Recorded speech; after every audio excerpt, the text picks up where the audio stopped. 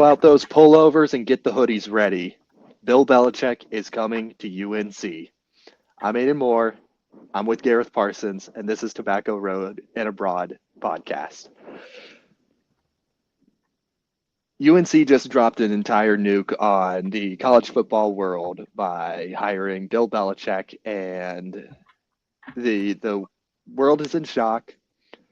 We saw this coming. We never thought it was actually going to happen. But now, under a 400-page manifesto that Bill Belichick wrote and sent to UNC, he laid out everything and every vision that he had to create an NFL factory of his liking and his image. And UNC agreed. They made the deal with the devil, and there's nothing else that we can do about it now and just watch the madness ensue. As a UNC student and a UNC fan, I have so many conflicting emotions about this. But the one thing that I do want to say, and that I think will best sum up the mentality of the students, the fans, and everyone that I've had the chance to talk to over the past couple hours ever since this hire is, if we're going to go down, we got to just drop the nuke. UNC has been festering in football mediocrity for decades. We have NFL talent, but every single NFL player that we've had is not a Tar Heel first. They're a NFL player who just happened to go to UNC. UNC has no football identity, and they never had, and it looked like for a while they never will. This is a Hail Mary to see if UNC can ever gain something similar to some sort of football identity. This could either blow up in epic proportion, and to that I say, if it does blow up, we won't be losing any history. It's not like if Alabama did this. If Alabama did something like this, Alabama could potentially lose their reputation as being a football school. If Notre Dame did this, Notre Dame could lose their reputation of being a football school.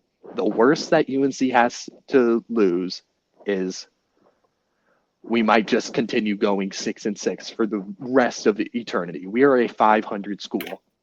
And this is an attempt to buy in to an idea that UNC can be more than a basketball school. Will it work? Only time will tell. But from now on, I'm rocking the hoodie. I'm all in.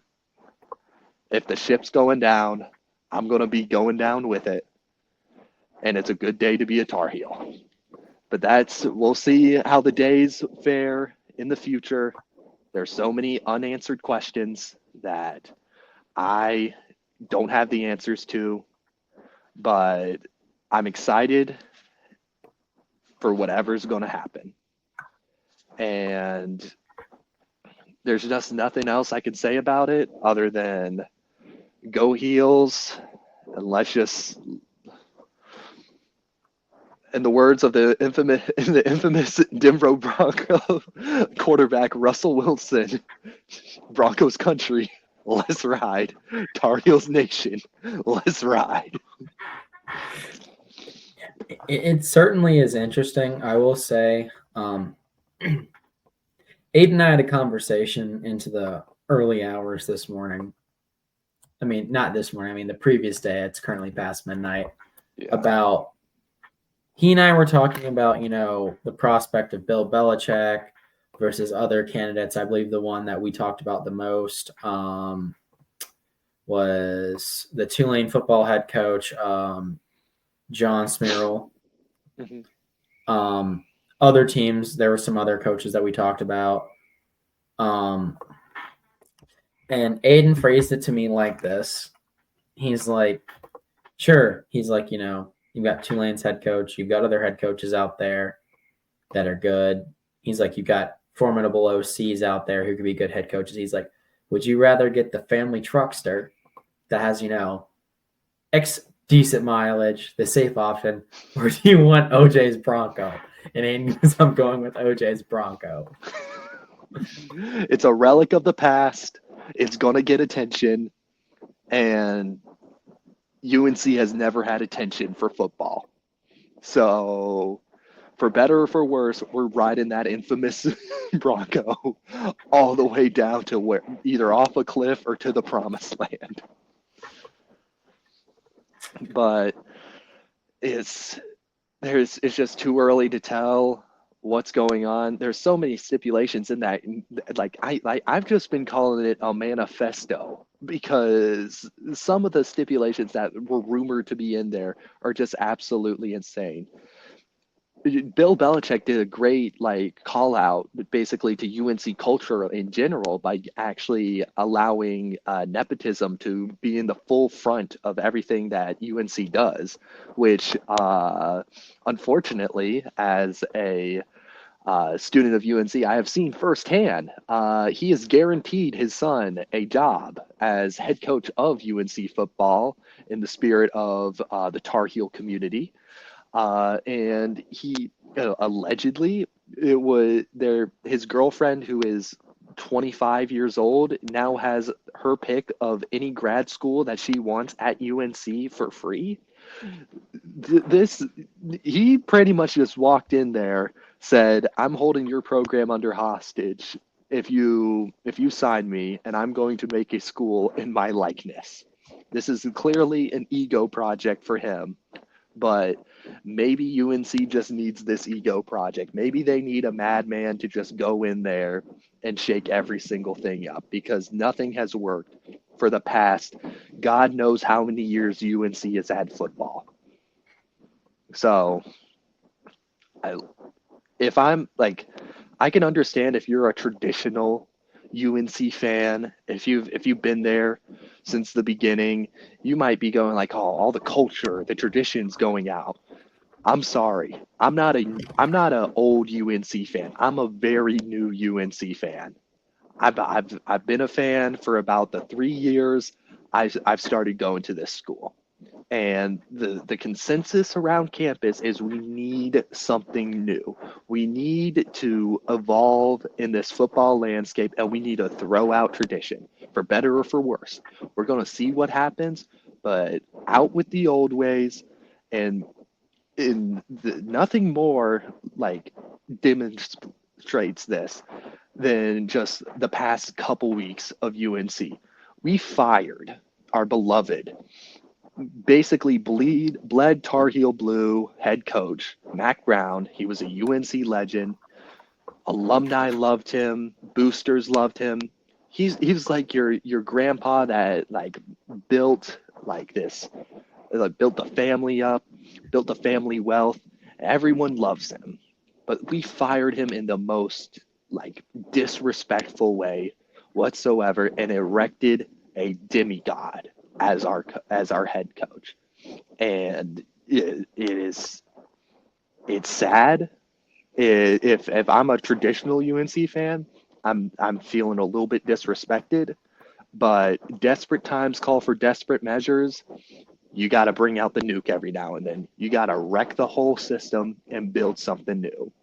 And the imagery of watching Mac Brown walk off the field to losing to NC State is something that even I thought was sad. It's a horrible way to go out. Mac Brown did nothing on Mac Brown. He didn't do anything wrong. He didn't deserve the way he got sent out. But just there's something in that imagery of just throwing out the old and erecting something that is new, but also Bill Belichick, he's only 6 months younger than Mac Brown. This is unprecedented. This is going to be the biggest story in college football for the next couple years going forward. This is Coach Prime on steroids, and we're just going to have to see history unfold. Yeah, I agree. I don't disagree with the hiring. A lot of my questions and concerns are more of a Bill Belichick concern rather than a UNC. Like, I feel like if they were going to try something new, now was the time to do it. While like stuff like NIL is still unregulated, like there still isn't a lot of rules around budgets and scholarships in the NCAA. So I feel like if now was the time to do something crazy and off the wall, it was now. You know, get Bill Belichick, be able to, throw lots of money into recruiting while it's still relatively unregulated.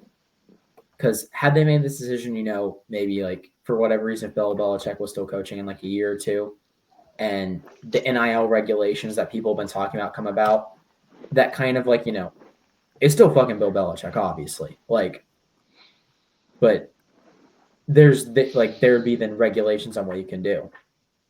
With him being Bill Belichick and just NIL is very much you can, as long as you can pay them, they stay. Like, I feel like this is a good opportunity for UNC. Do I think it's necessarily going to be? I do agree with you to some extent that this is either going to be like a make or break like thing here, or not necessarily break, but like you said, if it goes horribly in 10 years, people, I mean, they'll remember it, but like, it won't be like a permanent stain like it would be for like an Alabama, an Oregon, like your football mainstays. But what am I trying to say?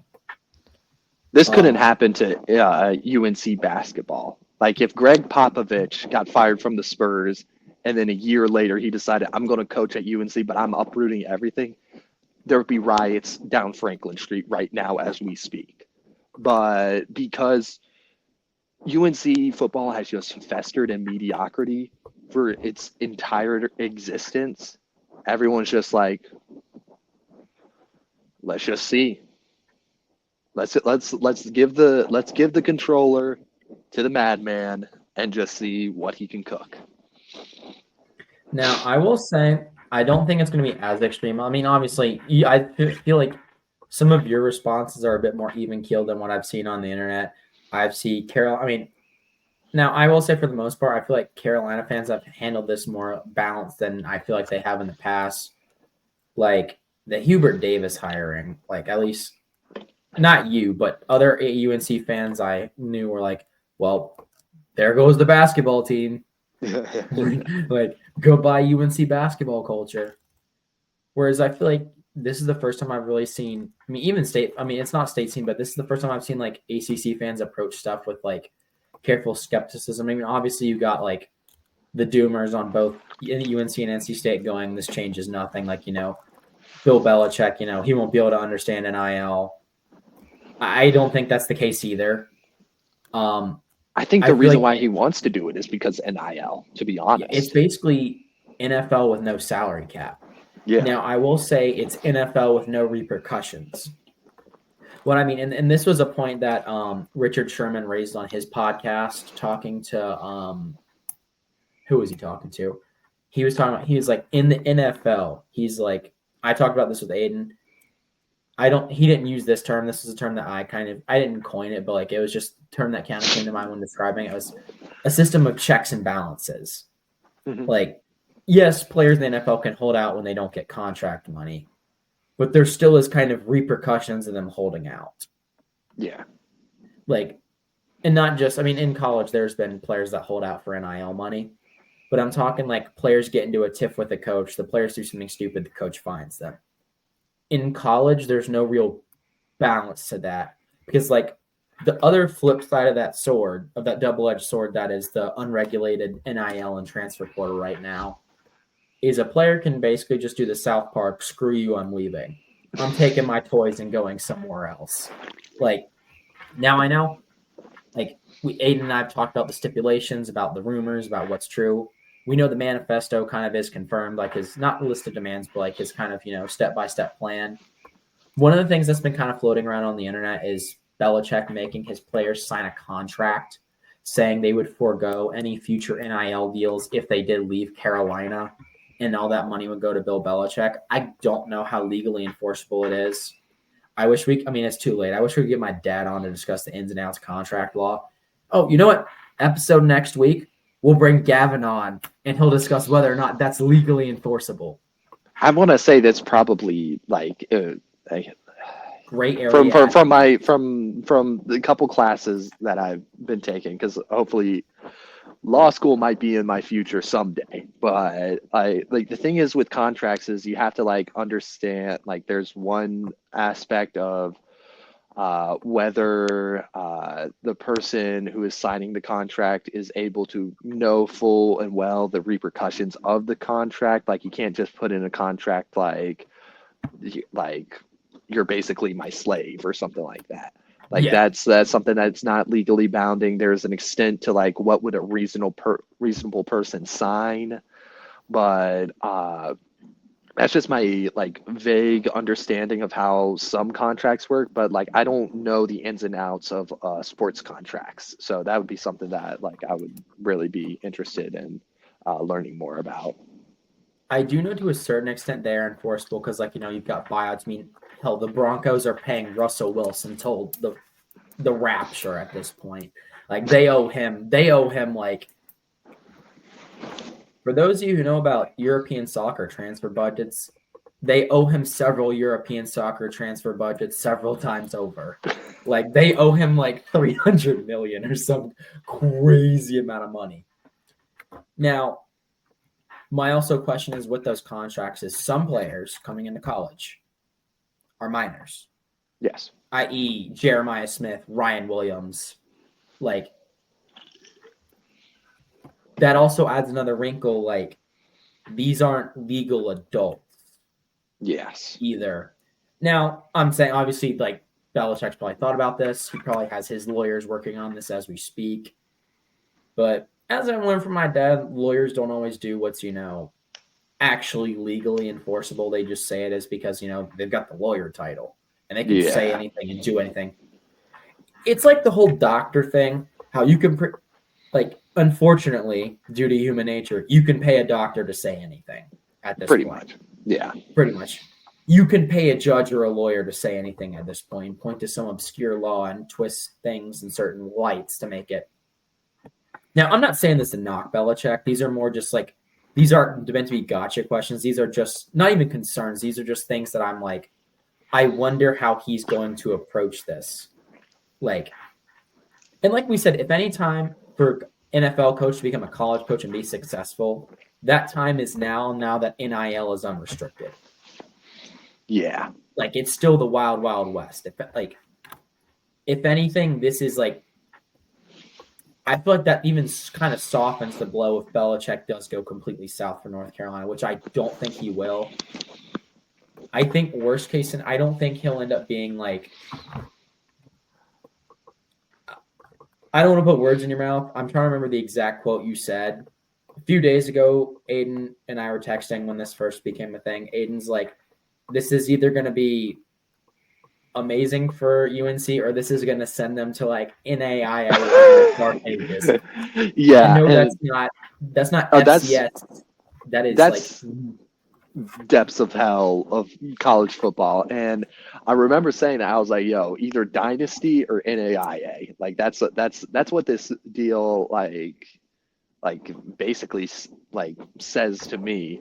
But obviously, like I'm speaking a little bit in hyperbole, but that's kind of the point. Like if you're UNC right now, you're like, I would rather be well, like I would rather be infamous than to be obscure than in this college football world. Obviously, they wouldn't be sent to NAIA. Like UNC's way too big of a school to ever be sent to like anything below like Conference USA. Like I don't even like it's not even the relegation system in college football. They would just be a bottom feeder of the ACC. But like spiritually speaking, you would feel like an NAIA school if this just absolutely goes up in smoke. But go big or go home. And one like last thing I heard in this like 400-page document, I would love to like actually like get it all like printed out and like see if I have the time after exams. I would love to like read through like what he says in it because just like 400 pages, like that much you had that much of a vision for like college football, I just think it's insane, and I would love to read it.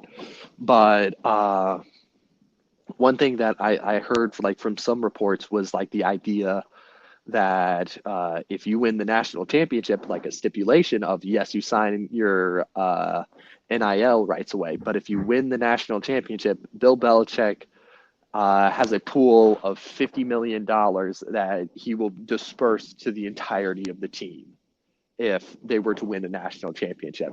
And that just shows to me like I haven't seen or heard anything before where a coach is willing to put his own money on the line and say, "Get me a national championship. I will give you X amount of dollars." And in this ever evolving world of NIL, maybe that's something that more coaches are going to be using going forward, and which also worries me to an extent because this is just going to create the haves and have-nots of college football, like accelerate basically the idea that the NCAA is going to go down the route of like creating a super conference, like just like combining the Big Ten, SEC, and like a couple Big 12 and ACC schools to just make like a 40-team super conference. Like this could be like if that were to happen in these next coming years, we could mark today as the day where the super conference was laid out. Yeah. Now, I will say, I don't necessarily think this is going to have like the immediate good or bad effects that people think it will. I mean, obviously, National Signing Day has already come and passed. I mean, Bill still has the transfer portal this year, which I do think that will go crazy in his favor. But I will say, I do think this like had. Aiden and I talked about this the other day. No one had a clue what was going on with this. Like media outlets were saying conflicting things. You had certain media outlets saying it was Bill holding things up, and certain things saying it was UNC holding things up.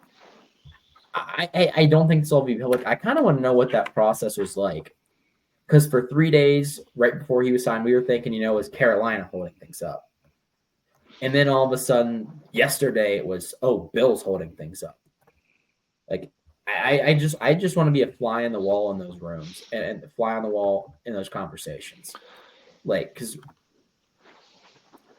I mean, obviously, like, in sports media, people make shit up all the time and get away with it. So I don't know what was true and what wasn't, or like who was holding who up.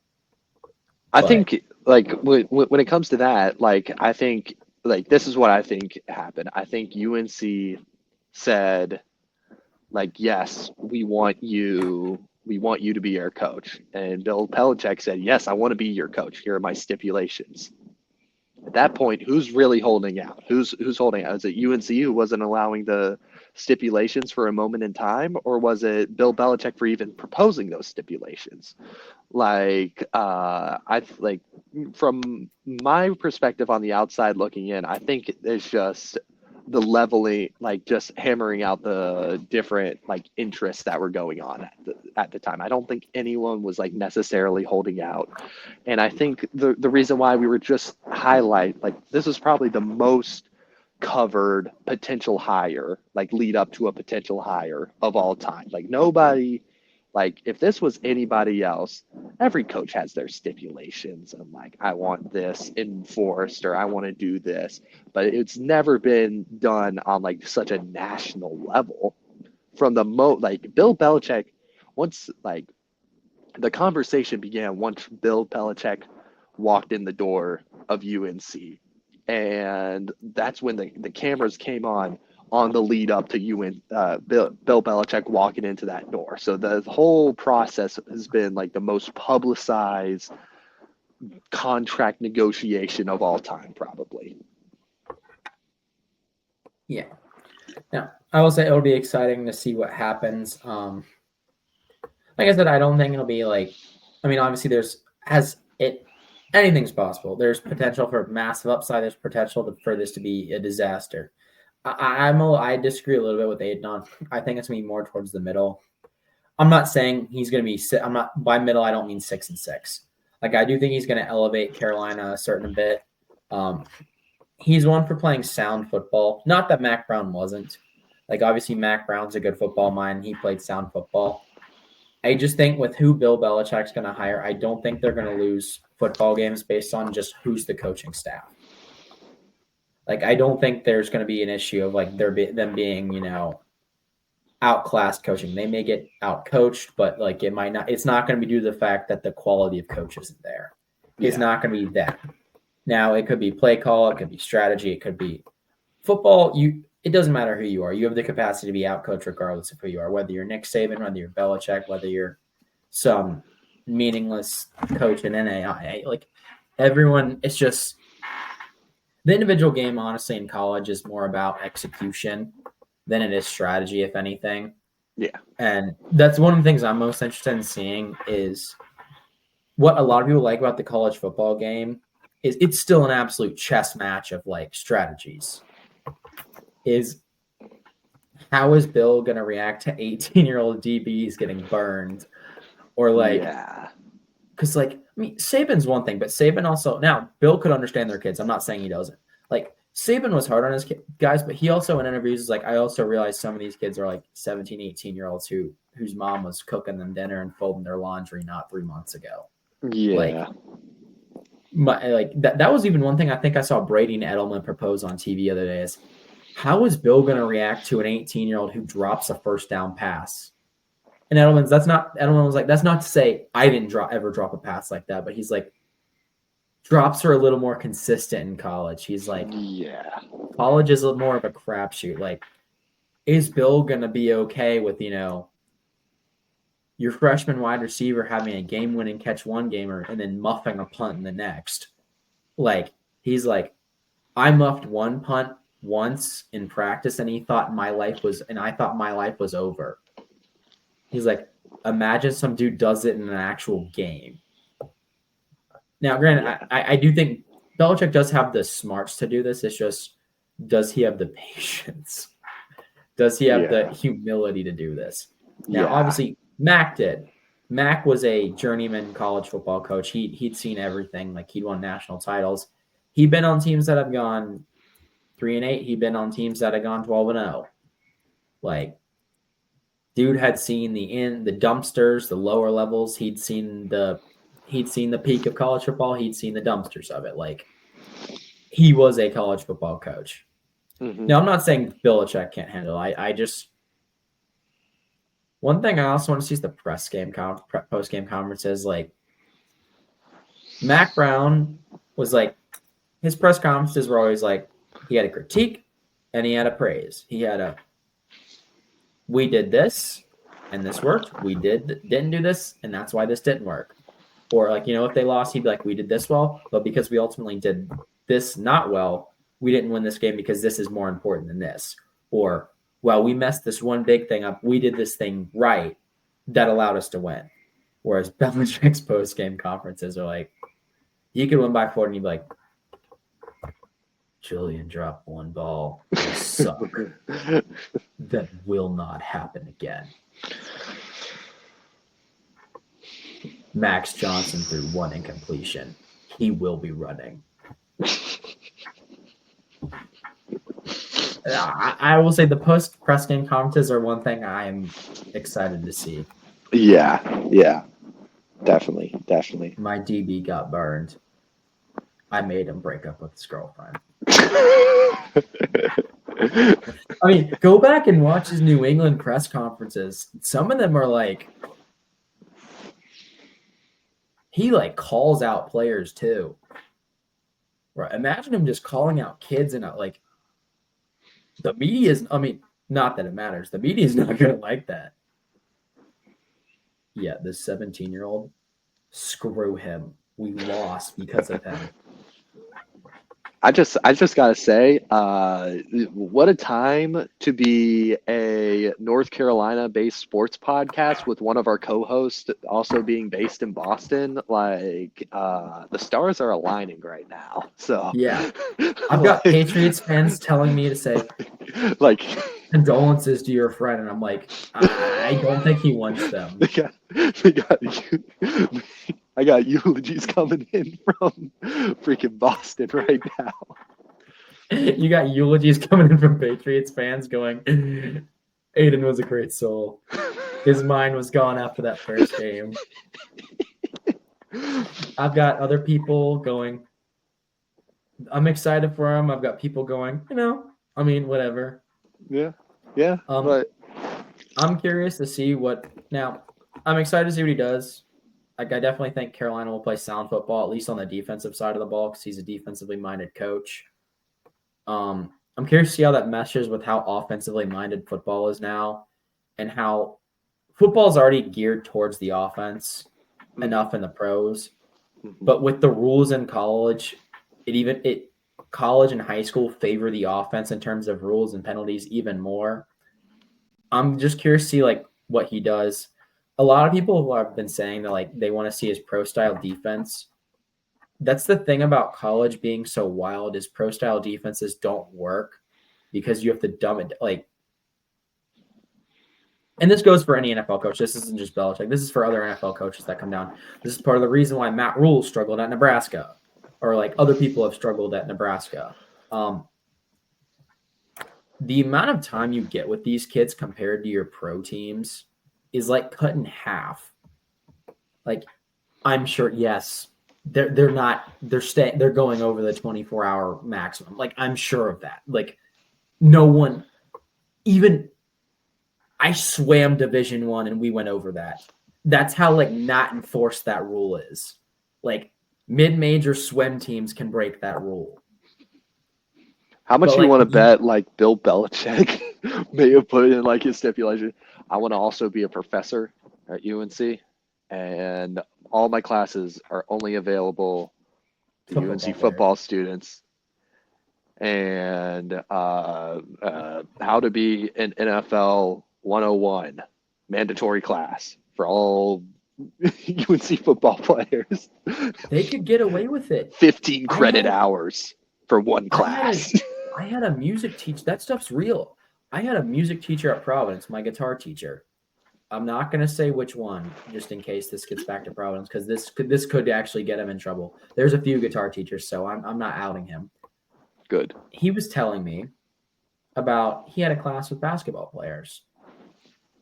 I'm not going to disclose whether this class was at Providence or at the other school he was at before, but he had basketball players who were not showing up to his class, and they were failing. And at midterms, all of a sudden the grades were different. He didn't change them. Finals roll around. Their grades are starting to tank again because they're not in class. All of a sudden the players have C's. He didn't do it. Wow. So glad that the Providence basketball players could complete an academic comeback whilst never being able to complete an actual comeback in a basketball game. I know. Very brave. Now, I'm not saying whether I'm not going to say the school he was at before because that would identify him. Oh, shit. Yeah, my bad. But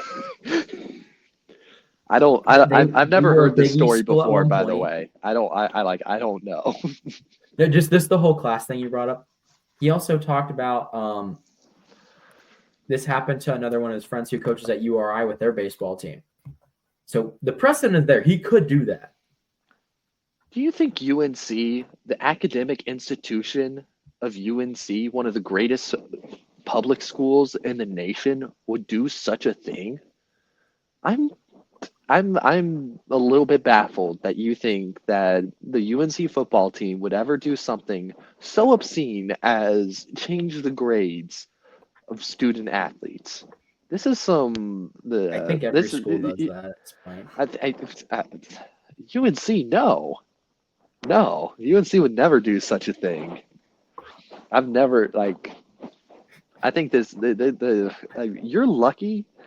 No school fires you, sues you for defamation of character, because that is an absolute crazy accusation to be making, and also at UNC, because nothing like this has ever happened before. There totally wasn't a lawsuit about 10 years ago about this. What are paper classes? That just sounds like a regular class to me that you just use paper in. It's good. People been using technology in classes too much anyways. I'm glad they're using paper in these paper classes. Aiden loves writing on loose leaf paper. Couldn't you I tell? love We writing love it on so loose. much here. We have it right here. Yes. We could make this a Anyway. paper class. But no, ultimately, I don't think this Bill Belichick hire obviously interesting.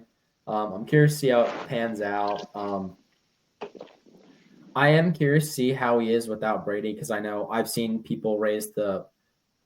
I will say I have seen some UNC fans give into hysterics online, going, "Have you seen Bro's record without Brady?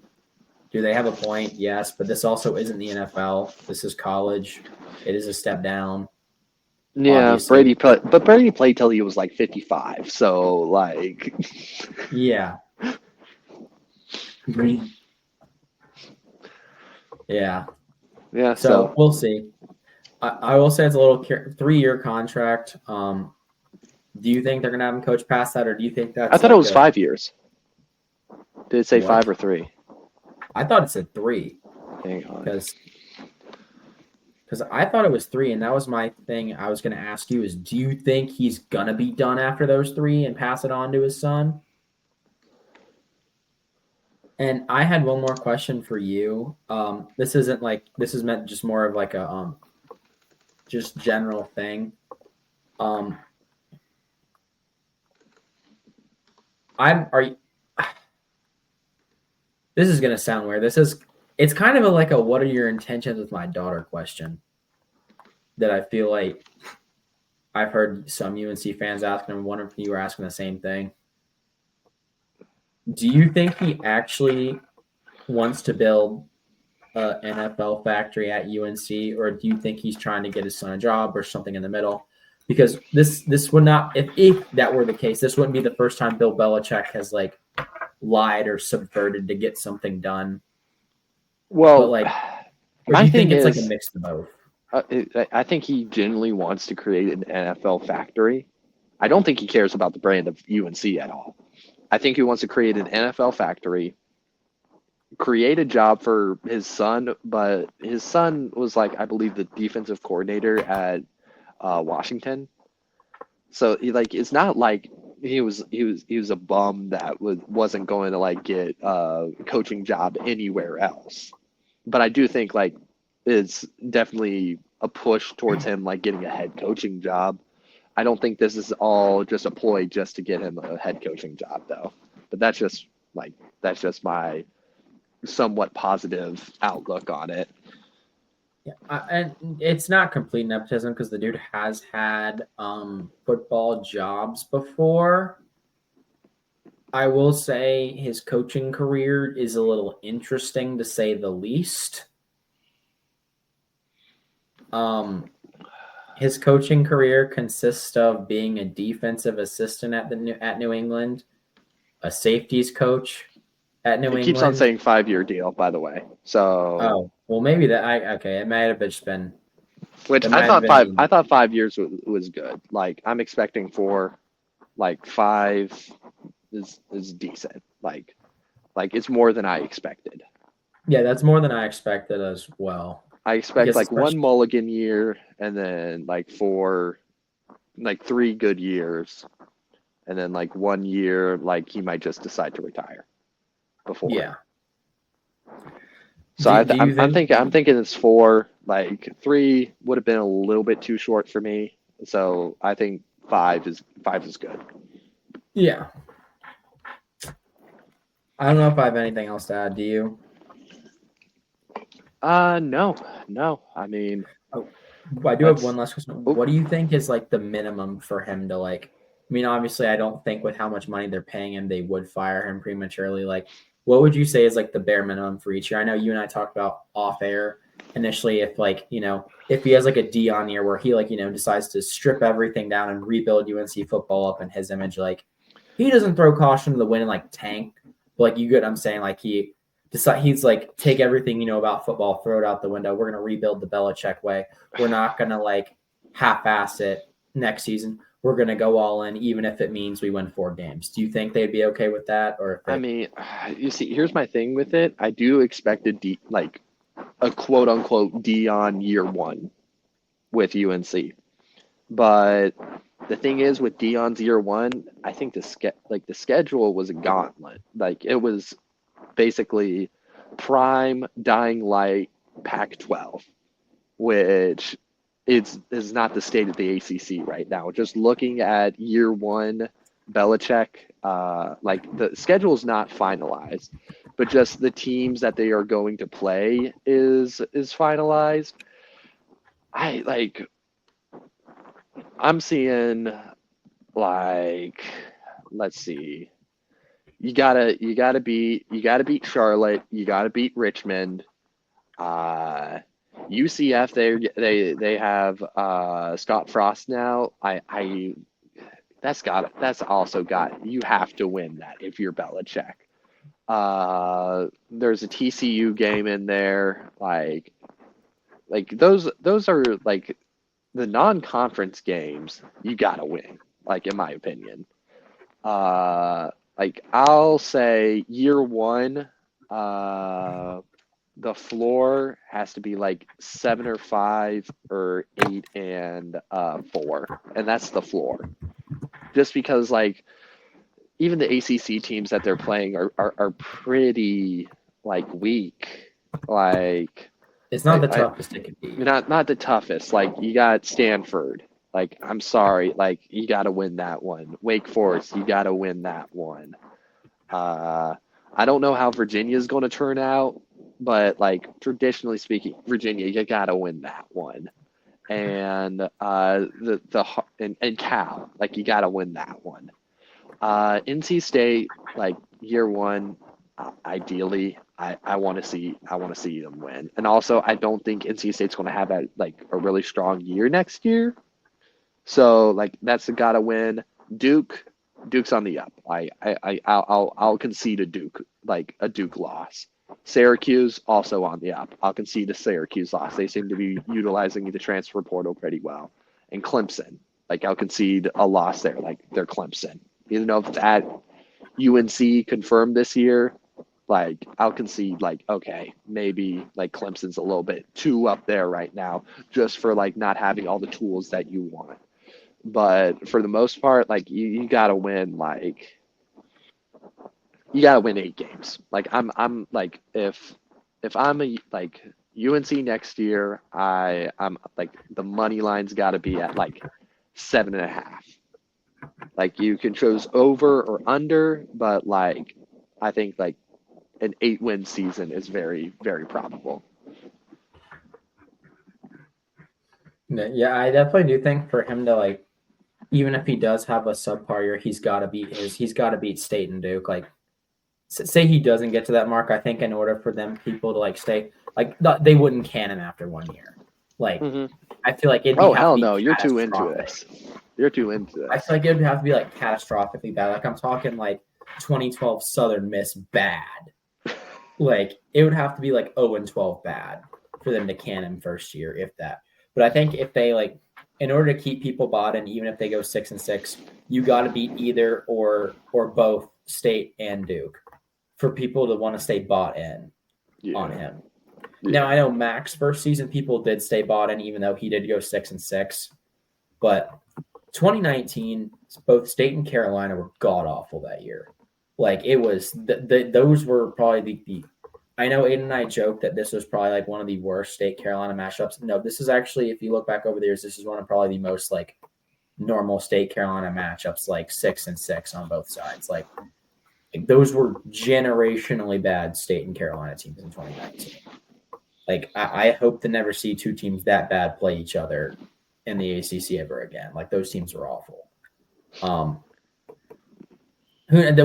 I say that, and in 5 years we'll be in the same spot again. Like Probably. probably. But at least we'll have a good story. Yeah. Now, like I said, I will say if Carolina does go 6-6, you got to beat probably both State or Carolina, if not one. Like I will say, the tougher task probably. I don't know. with Duke on the up or playing in Carter Finley, I don't know what is the tougher task, being away at State or home against Duke. I will say Duke is losing a lot of pieces to the portal. After I saw Duke's losing Malik Murphy, he's transferring elsewhere. A few of their offensive players are transferring elsewhere. I think that Duke game's more gettable than you think with the pieces they lose. Yeah, and maybe the state game's a lot harder than I'm expecting. But Well, like, it all depends how the portal's going. I'm gonna be real. I'm gonna be real. Just as a UNC fan, and I know this might be blasphemous to say as a UNC fan, I want to beat State more than I want to beat Duke.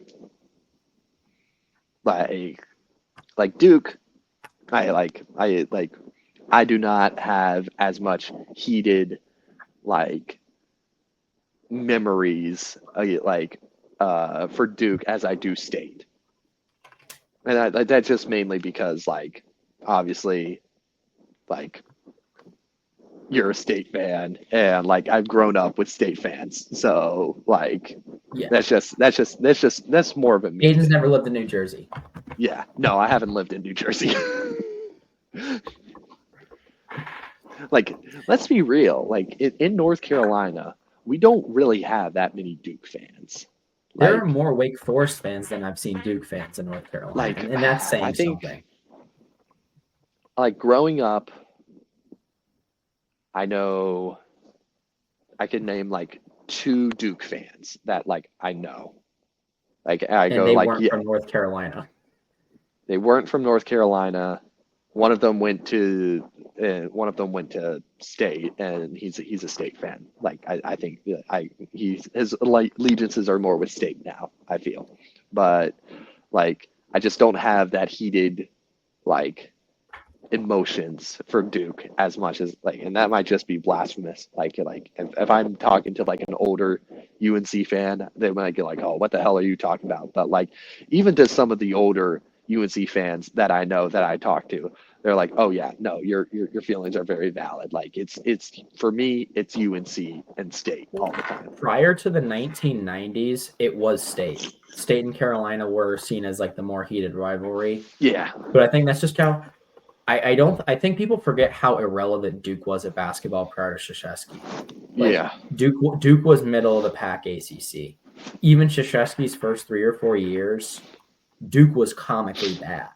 hmm Like that's what my dad grew up saying. He's like, this whole Duke Carolina rivalry thing, he's like, is actually fairly new. I mean, he's like, there always was like, the rivalry by like, they're in Durham, they're in Chapel Hill, like, just being down the road. yeah. There always was that. But he's like, it was always, oh, the State Carolina games this week. And oh, not Duke Carolina. He's like, and obviously, he's like, I grew up hating Duke. He's like, Carolina fans hated Duke, but it wasn't like, he's like, it wasn't like the animosity that you had, like, with like the Christian Leitner and like the Tyler Hansbrough and stuff like that. And like I know they didn't play at the same time, but like we're very close, but like sometimes like I see like Duke students going out around like Chapel Hill. They're lovely people. Like they're not from North Carolina, but they're lovely people. They're pretentious as hell, but hell, yeah, that's like at UNC. That's like the pot calling the kettle something you can boil water in. But Aiden's not trying to get canceled. yeah, but uh, lovely professors, lovely people at Duke, lovely people at Duke. Not from North Carolina, but lovely people. Yeah, I But feel like just anyway, there's more animosity. Like there's people to talk shit with when at the State Carolina stuff. oh yeah, and I hate For the it. Duke thing, Aiden has to like DM people from like New Jersey and be like, "Who are you?"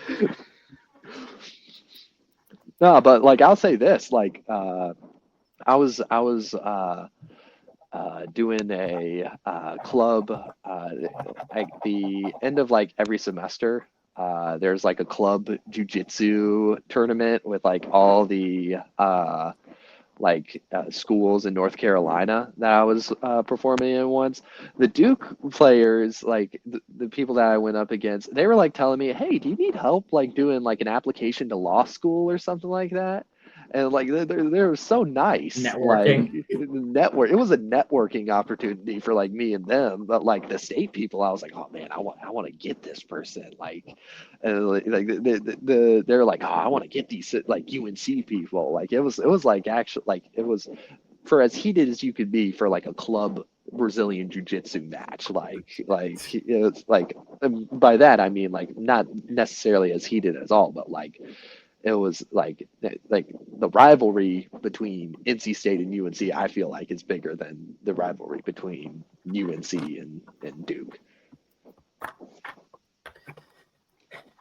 With that, do you have anything else to add, or do you want to get on to do you do conference championships or bowls? Let's do a little summary, just a quick fly through summary of like the conference championships. And then let's do Bowl Mania. Obviously, probably the biggest one, at least for our intents and purposes, was the ACC championship between Clemson and SMU. If you missed that game, I'm sorry.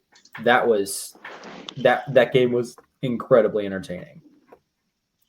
That was, I think, the most competitive ACC championship football game I've seen in a few years.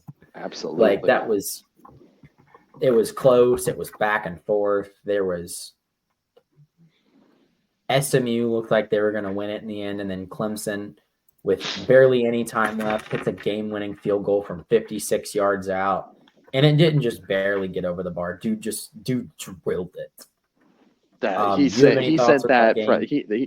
he could have sent that from like beyond midfield in my opinion. He had like 3 or 4 more yards on that thing. And that was his second kick all year from beyond 50, I think. And Yeah. dude just let his nuts hang. He just does the definition of letting your nuts hang. Like, that's all I got to say. Yeah. In terms of playoff, I do think that SMU did what, I mean, obviously they got in the playoff, but in my opinion, I do think SMU did what they needed to do. Like, had they got blown out of that game, like they did, like, regardless of what the committee said, they would have gone back on their word and taken Alabama. Yeah. But, like, the way that game panned out was exactly what SMU needed. Yeah, SMU fought that second half is what solidified the SMU playoff berth, in my opinion. But just overall, Klubnik had a very, very good game for Clemson, throwing for 4 touchdowns.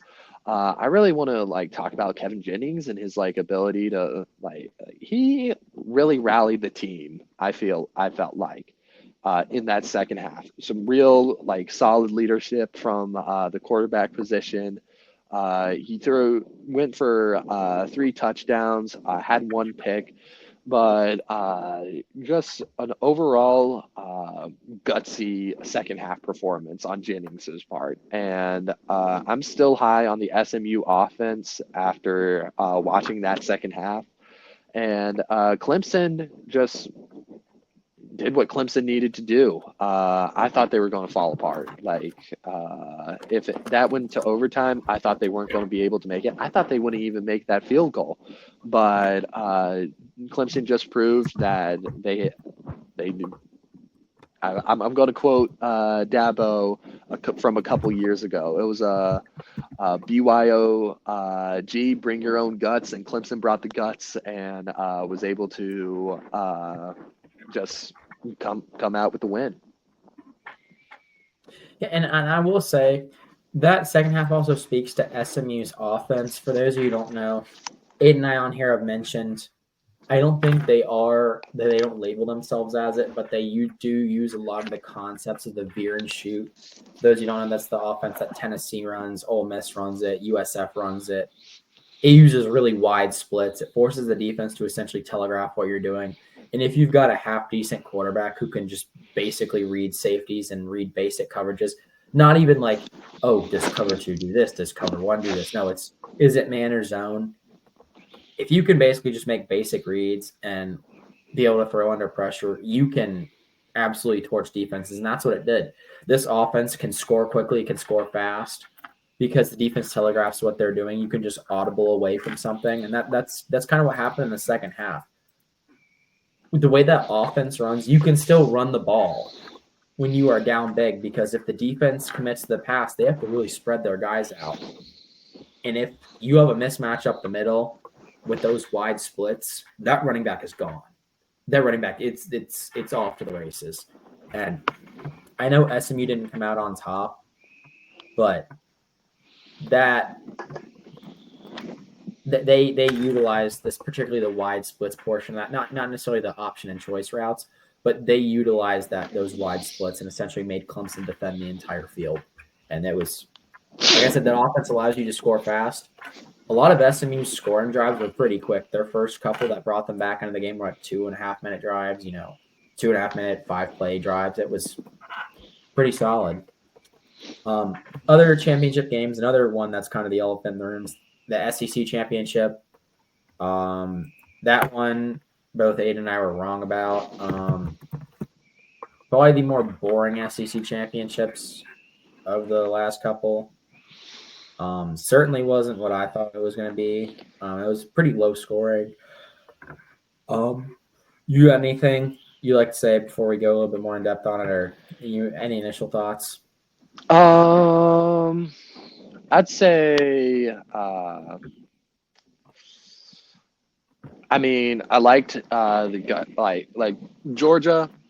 I think they earned this one. They definitely earned it, in my opinion. Carson Beck, you can have your opinions about him. I certainly think at times he can be a little bit overhyped, but damn it if he doesn't love the Georgia Bulldogs. Like coming in, like they were saying on the commentary, it's like a damn Disney movie. But like coming in, he was out in that second half. Oddly enough, that's what him being out kind of like invigorated the Georgia offense a little bit. But he was able to come in and like one of the last few drives and like freaking all the ligaments and like one of his arms were torn and able to like hand it off for a pivotal touchdown. And I think that's a Carson Beck legacy game, in my opinion. Not like, as I've said before, sometimes they come in like these legacy games are like the best statistically speaking, but like in this one, it's more of a mental thing, and I think that's a good mentality to be having going into the playoffs right now. But for Texas, I'm pretty surprised. Like Quinn Ewers threw some like two costly picks that really didn't help Texas. I'm still like some people are saying like bench Ewers for Manning. I don't think that's a smart idea. I like Ewers. Something about Georgia though, just like really hasn't been showing. Like he hasn't been able to like show his best work against them. But I'm interested to see how Texas is going to respond to this loss because, in my opinion, they had that first round bye dead to rights, but Georgia just wanted it more, and they were able to come away with the win. Yeah, one thing I will say is Quinn Ewers really hasn't looked like himself since his injury. Now Texas has still been dominant, but they haven't looked. Texas did look better under Arch, but they weren't playing the same level of competition that they are now. Yes, Arch looked absolutely dominant against UTSA and the other teams that they played, but like you said, this was just more of a Georgia wanted it more. I mean, Gunnar Stockton came into the game for Carson Beck and absolutely lit it up. I mean, yeah, he had a pick, but he was 12 for 16. He lit it up. It was that offense moved the best it has. And that's not to say that Carson, like you said, Carson Beck hasn't had his moments like this past couple of games prior to the SEC championship. Carson Beck's really kind of reinvented himself and he looked better. But like you said, he can be a liability. He can get a little bit careless with the ball. But I think that's what you get. I mean, I think he is kind of that old style gunslinger quarterback that, with the analytics nowadays, they aren't always, people don't like when a quarterback throws 4 interceptions, but then, he'll throw for 5 touchdowns the next game. And with those types of quarterbacks, you kind of just got to roll with the punches. But like you said, whatever it is, Ewers just can't figure out this Georgia defense. Like obviously, it wasn't a pretty game for either team. No, none of the four people that threw a pass in this game, there was only one thrown touchdown. There was 3 interceptions. The only quarterback I think who didn't throw an interception, or at least the thrower that didn't throw an interception, I think was the defensive tackle that threw a pass for Georgia. Or no, sorry, the offensive tackle that threw a pass for Georgia. Yes, I said offensive tackle. He did throw a pass for 9 yards, but Love to see it. Love to see it. love to see it. Nothing else I really got out about this game. This game was kind of a slow grind. I didn't get to watch it. I was coaching, but Georgia got it done. Well deserved 2 seed. Other conference championships. We had obviously the Army one. I mean, it was good to see Army win. There's not much to that game. Army just kind of beat the crap out of them, and didn't look back. Tulane got a few touchdowns there, just kind of for pride. Shout out to Army for winning their first conference championship in program history. Not the first time they've been in a conference, but their first conference championship. Army briefly was in Conference USA, but that Army wants to forget that Army team existed. That Army team was bad. Yeah. Granted, I think partially that was due to scheme. That Army team, for those who don't know, Army during that time period tried to run the pro style offense, and with the size of players they're allowed to recruit, you can probably imagine how that went. So yeah. Other conference championship games, Oregon, Penn State. That game was a lot closer than I thought it was going to be. Penn State almost came back there at the end, but Dylan Gabriel and Oregon were able to pull away. Every time it seemed like Penn State was going to claw their way back in the game, Oregon scored a touchdown in some devastating manner. Penn State played their hearts out. I will say they played better than I gave them credit for. I think they're a better team than people gave them credit for. What about you? What do you think? For me, like this game was just Oregon was always kind of in control. But that control wasn't sometimes looked like chaos. Like to me, this kind of looked like almost like a Brazilian jiu-jitsu match, in my opinion, where you got an opponent that's like swinging and really aggressive, able to like put some like devastating moves on you, put you into like some very awkward positions, but Oregon was always able to remain calm and like keep like momentum moving in their direction. Like there was like I was very happy to see that Oregon always had like a response, and there was only like Penn State was able to get a touchdown like that at the end to make it a little bit closer, but like up until then, like Oregon always had like a response to Penn State's like offensive attack, which I was pretty happy to see. I mean, there was never like I'd say like once it got to like the fourth quarter, I saw like Penn State's offense did like seem to like start to pick up in the fourth quarter, but I was still like knew like okay, Oregon's going to like have an answer to this and like keep it under control. Yeah. I never once thought Penn State was necessarily going to come back and win that, but it was just nice to see that they made it interesting somewhat.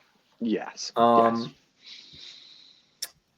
Arizona State kind of handled business against Iowa State. I feel like this Arizona State is better than people give them credit for. A lot of people are mad they have a bye in the college football playoff, but ultimately they are a conference champion, which auto bid. If Don't you hate the want to get player, an hate the auto bid, game. yeah, if you want to get an auto bid, just win your conference championship. I'm sorry. Like, I know there are Ohio State fans up in arms about this. I know there are Texas fans. Beat Georgia. Literally.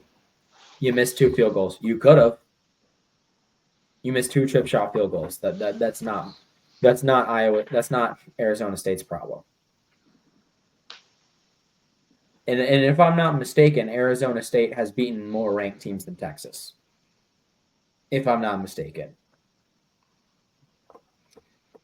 So anything you want to add? I mean, you and I both predicted that one. That was just, Arizona State just ran all over them. Yeah, pretty much. I mean, just shout out to Scattaboo. 2 touchdowns. Really, like, one of the best running backs in the nation right now. But obviously, the best running back right now has to go to Ashton Genty.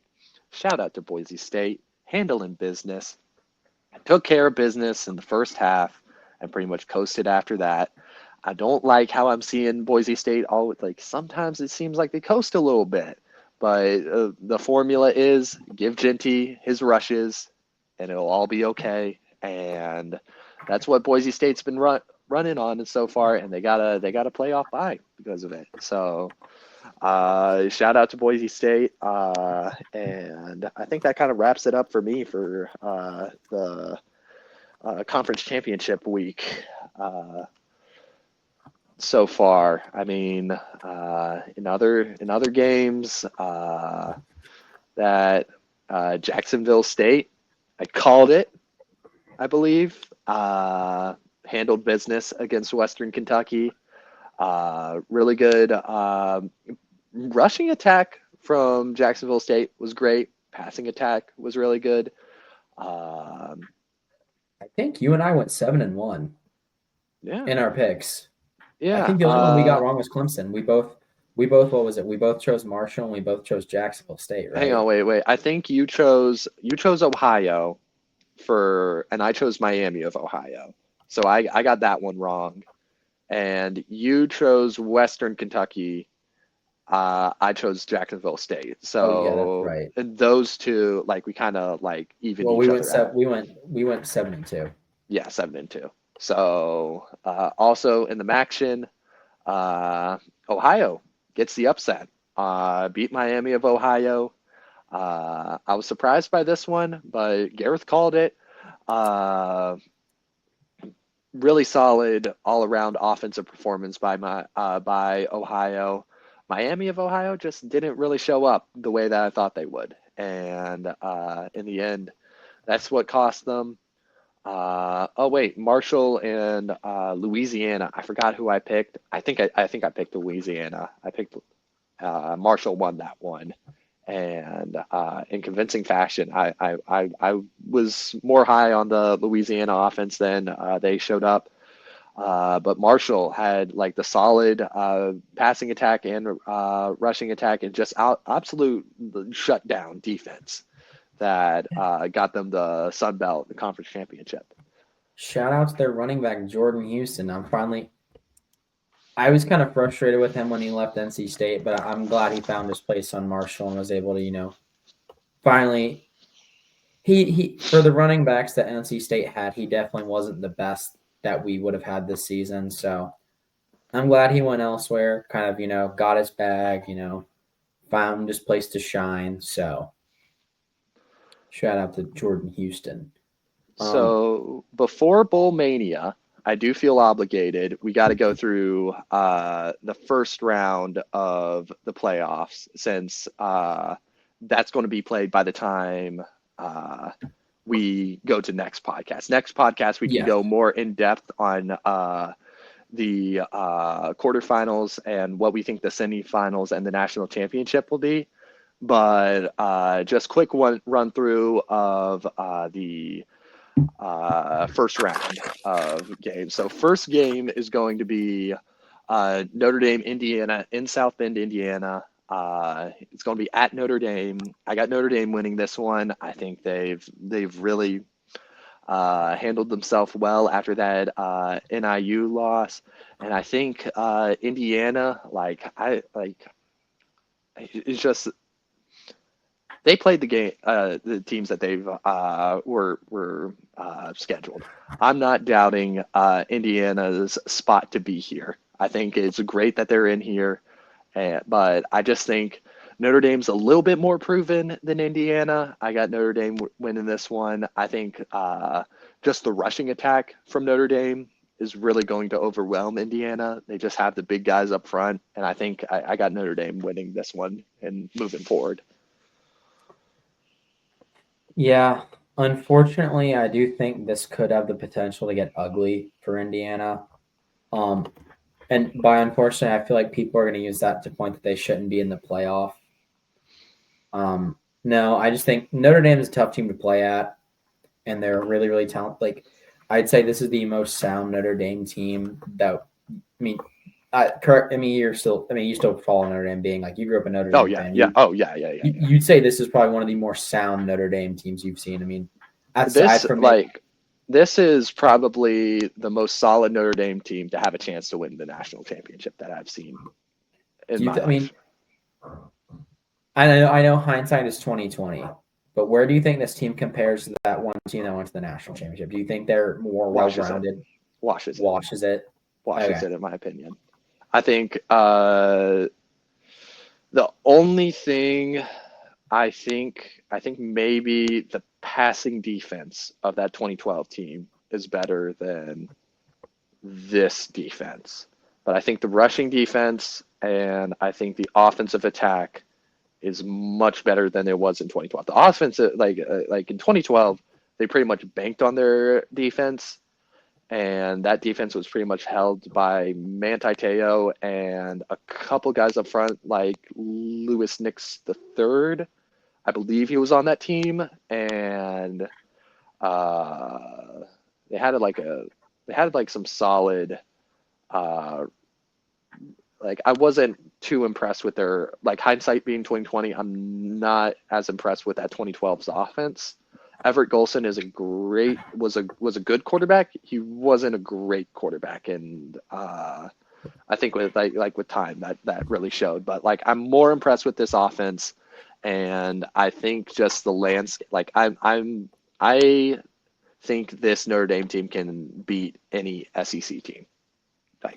I do. If they have their stuff together, I think they can. Which I don't like. You can't say that with the 2012, especially with how tough that the landscape of the SEC was back in 2012.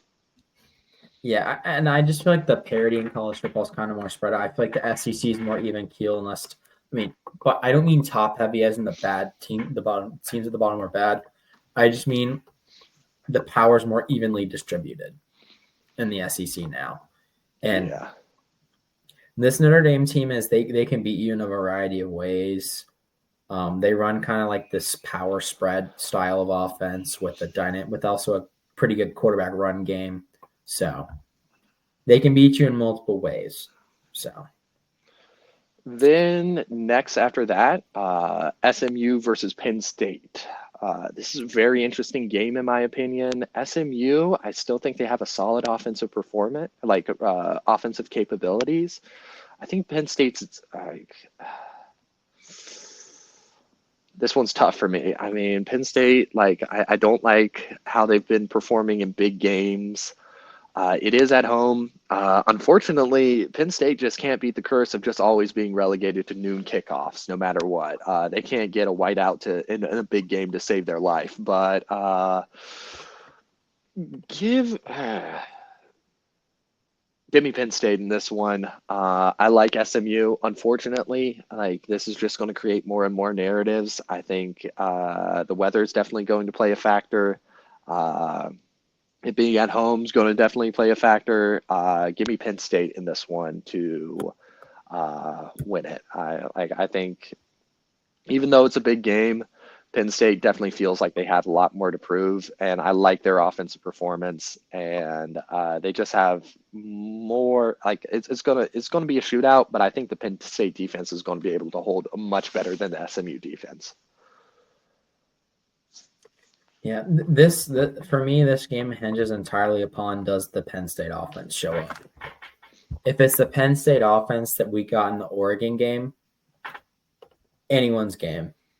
If it's the Penn State offense that showed up the other 11 games of the season, or sorry, the other 12 games of the season, I think it could be a long night if that Penn State offense shows up. I know it is a home game.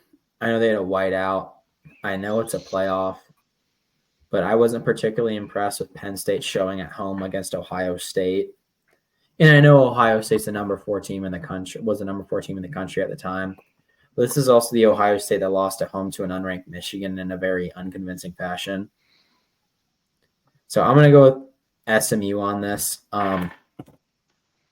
SMU was essentially able to walk into that ACC championship and almost win. And basically, it was a home game for Clemson. So I'm not exactly sold on this Penn State team. I'm not saying they didn't deserve that. They don't deserve the 6th seed. I'm not saying they don't deserve that. I'm not saying they don't deserve to be in the playoff because they do. But I think I've got SMU on this one. I feel like I don't think that SMU's faced this style of offense. And usually the first time a team plays this style of, veer and shoot offense, they tend to struggle with it.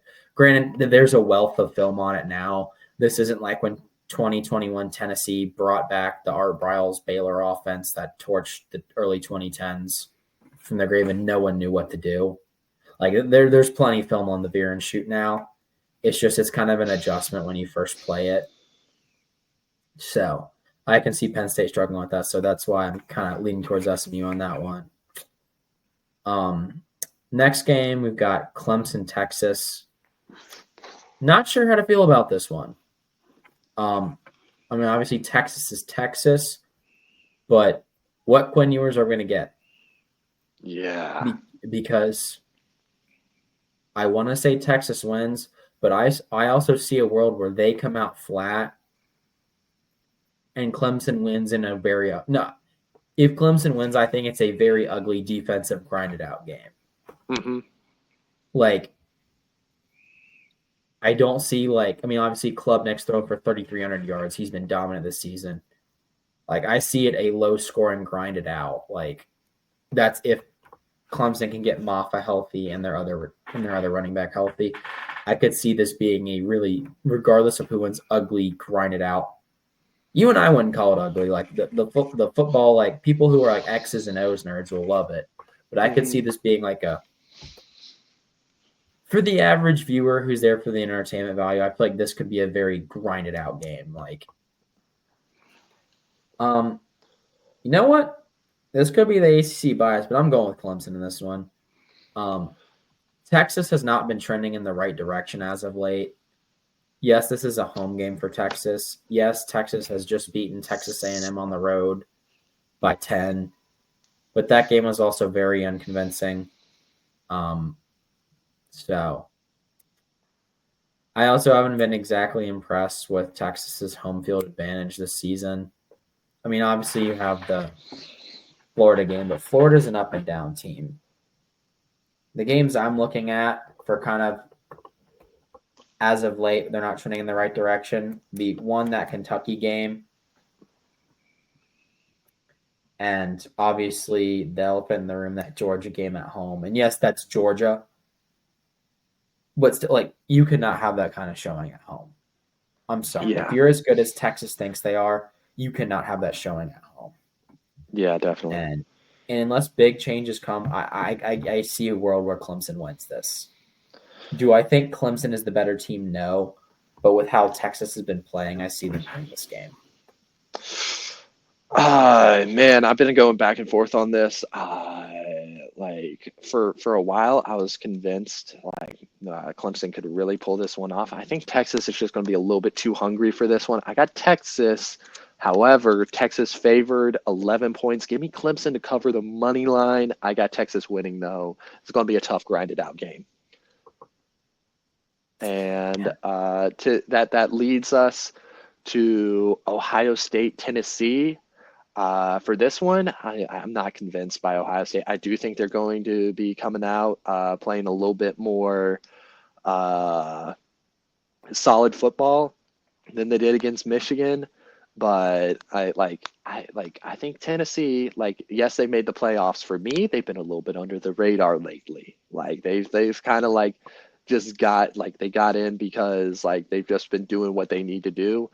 I think Tennessee's going to win this one. I know it's at Ohio State, but like something about it, I'm high on Rocky Top right now. Give me Tennessee to win this one. Yeah, this is a game I've been going back and forth on as well. Um, it's I'm just honestly kind of unsure. Like this game is really going to depend on what Tennessee and what Ohio State we get. Is this going to be a game where Ohio State wants to try and be as physical as a running team? If Ohio State tries the shit they pulled against Michigan, this is going to be bad.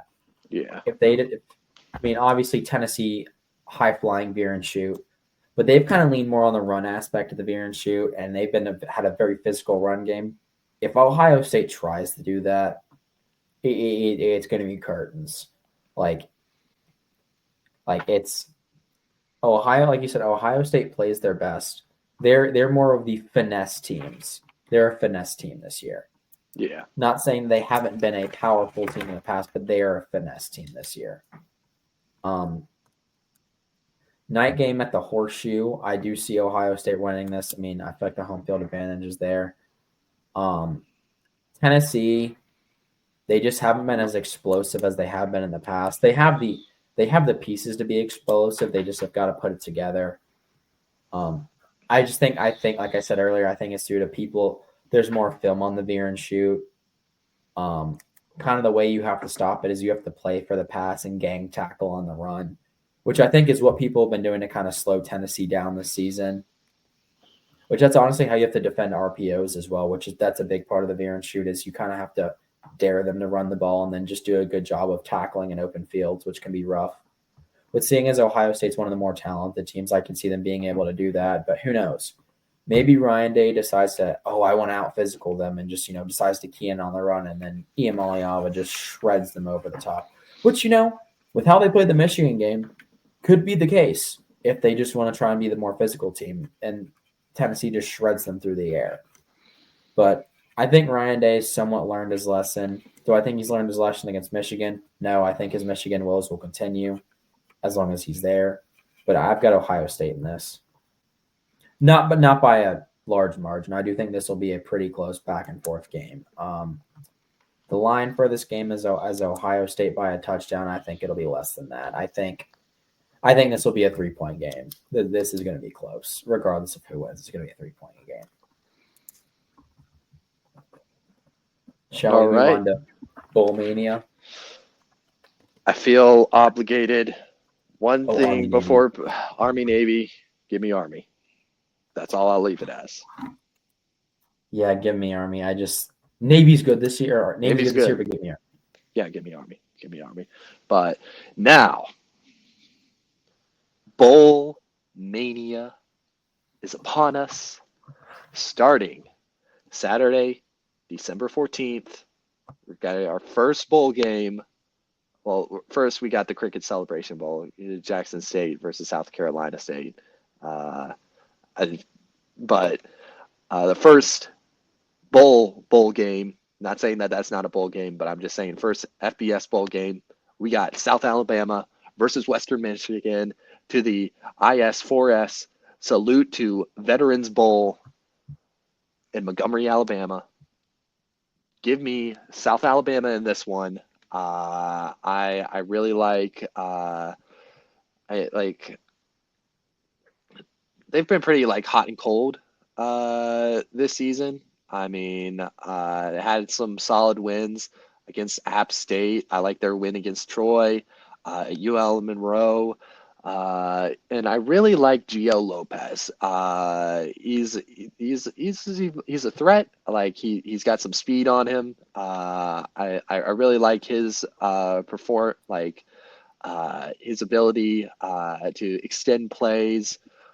Give me South Alabama in this one to beat Western Michigan. I'm just not too impressed with the MAC this season. And I'm not too impressed with Western Michigan. I think South Alabama is going to come away with the win in this game.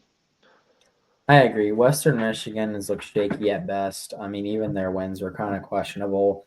I mean, the MAC as a whole is pretty questionable this season, but they're statistically one of the worst conferences. So I'm going to go with South Alabama. All righty. And then after that, we got the Scooters Coffee Frisco Bowl. We got West Virginia versus Memphis kicking off Tuesday, December 17th at 9 p.m. This Memphis team, I like a lot. Like they have a pretty I really like their offensive production. They're pretty like high flying. Had a good win against Tulane. I like them a lot in this one, and like sometimes West Virginia, they've been a little bit too hot and cold for my liking. I got the Memphis Tigers winning this one. Yeah, West Virginia hasn't looked very convincing this season. I mean, they don't the only really I'd say take good with a grain of salt because this team finished 5-7. They beat a Kansas team who finished the season on a hot streak, beating 3 ranked teams in a row. They did end up losing their final game against Baylor, but that Kansas team is no joke. But also, I'll take Memphis. Memphis has some key wins this season. They just have a way of getting it done. And in an American conference that was actually pretty tough this year. Yeah. They finished 4th, but they were some dogs that finished out of you. I mean, obviously you got Army, Tulane, Navy, 3 very, teams that have explosive upsides and can, catch some people by surprise. Up next, we've got in the Boca Raton Bowl, we've got James Madison and Western Kentucky. I've got James Madison, Western Kentucky. After their bowl showing, I'm just not very convinced. Who knows, maybe it's a bowl game. They'll kind of come out fighting for that last sense of pride. But just from what I've seen from JMU this season, I've got them. They have an incredibly explosive offense. They can really jump out and get teams. I mean that they've hit 70 twice this season. They consistently score over 40 points. This team is no joke. I mean, yes, did General Booty get them in week 3? Yes, General Booty and the ULM Warhawks got them in week 4. And yes, did Gardner Webb somehow hold them to 2 touchdowns? Yes. But this team ever since then has consistently scored around 40 points. I mean, they had a kind of a tough game against App State. But that was App State's get-back game. Yeah. That was App State's first game back in Western North Carolina. No, Fate was going to be on their side. It was their senior day. Oh, their senior. I mean, still. Yeah. With everything that's happened, fate was going to be on their side. The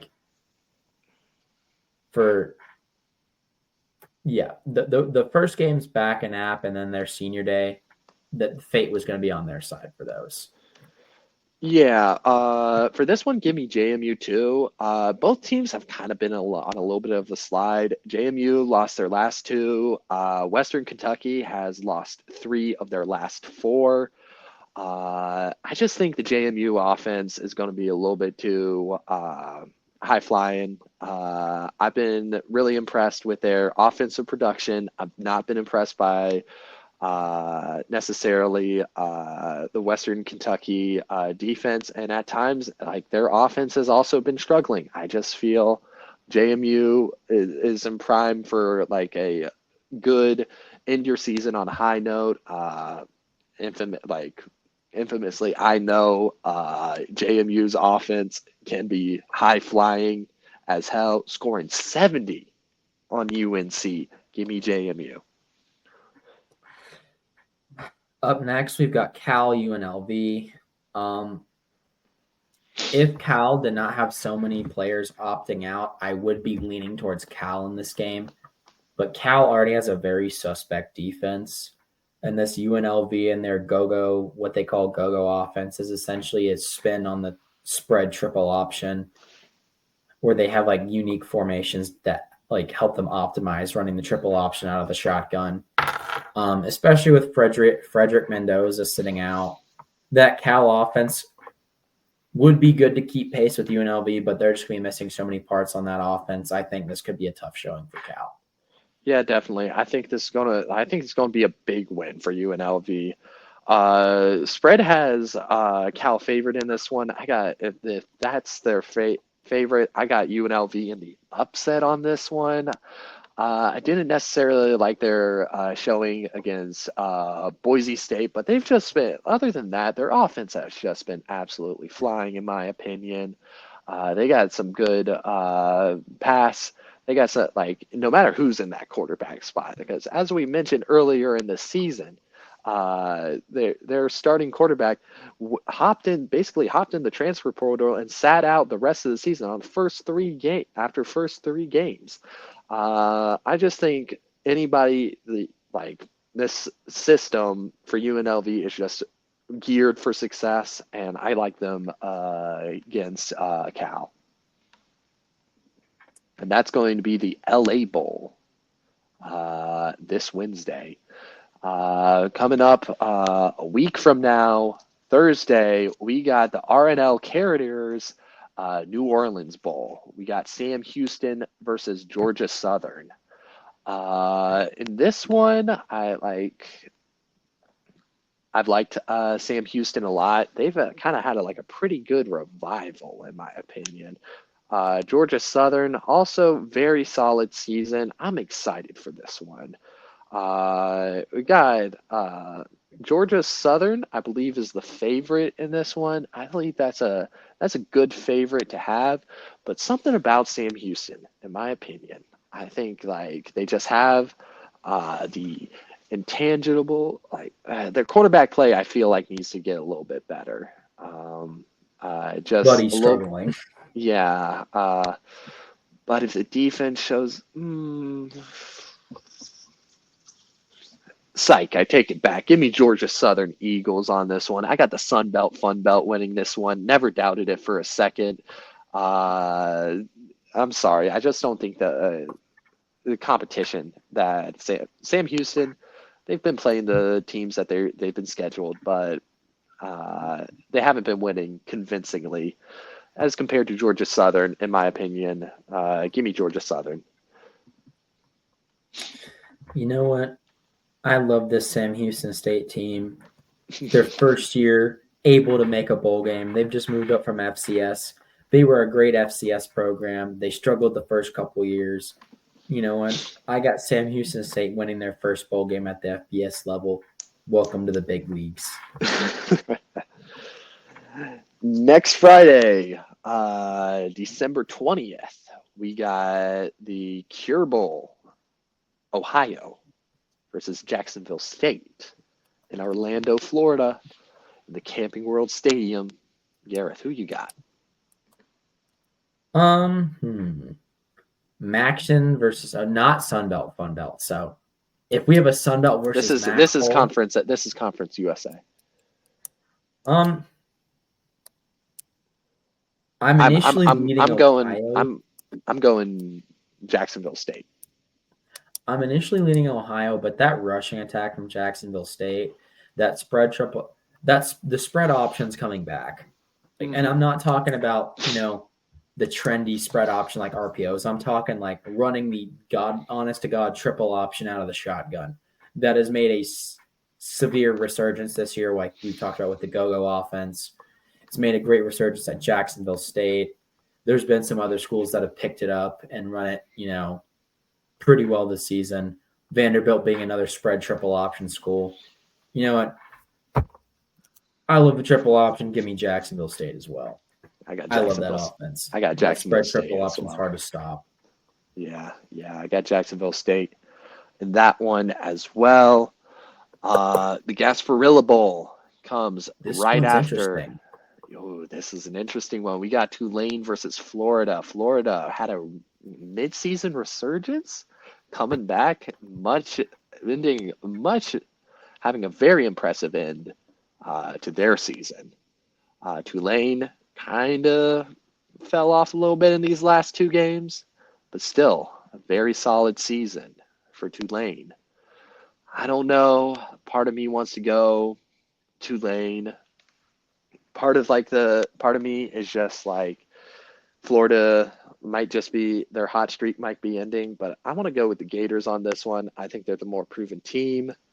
And they're just 3 game win streak that they've had so far just speaks volumes to me. LSU, Ole Miss, the power that is FSU.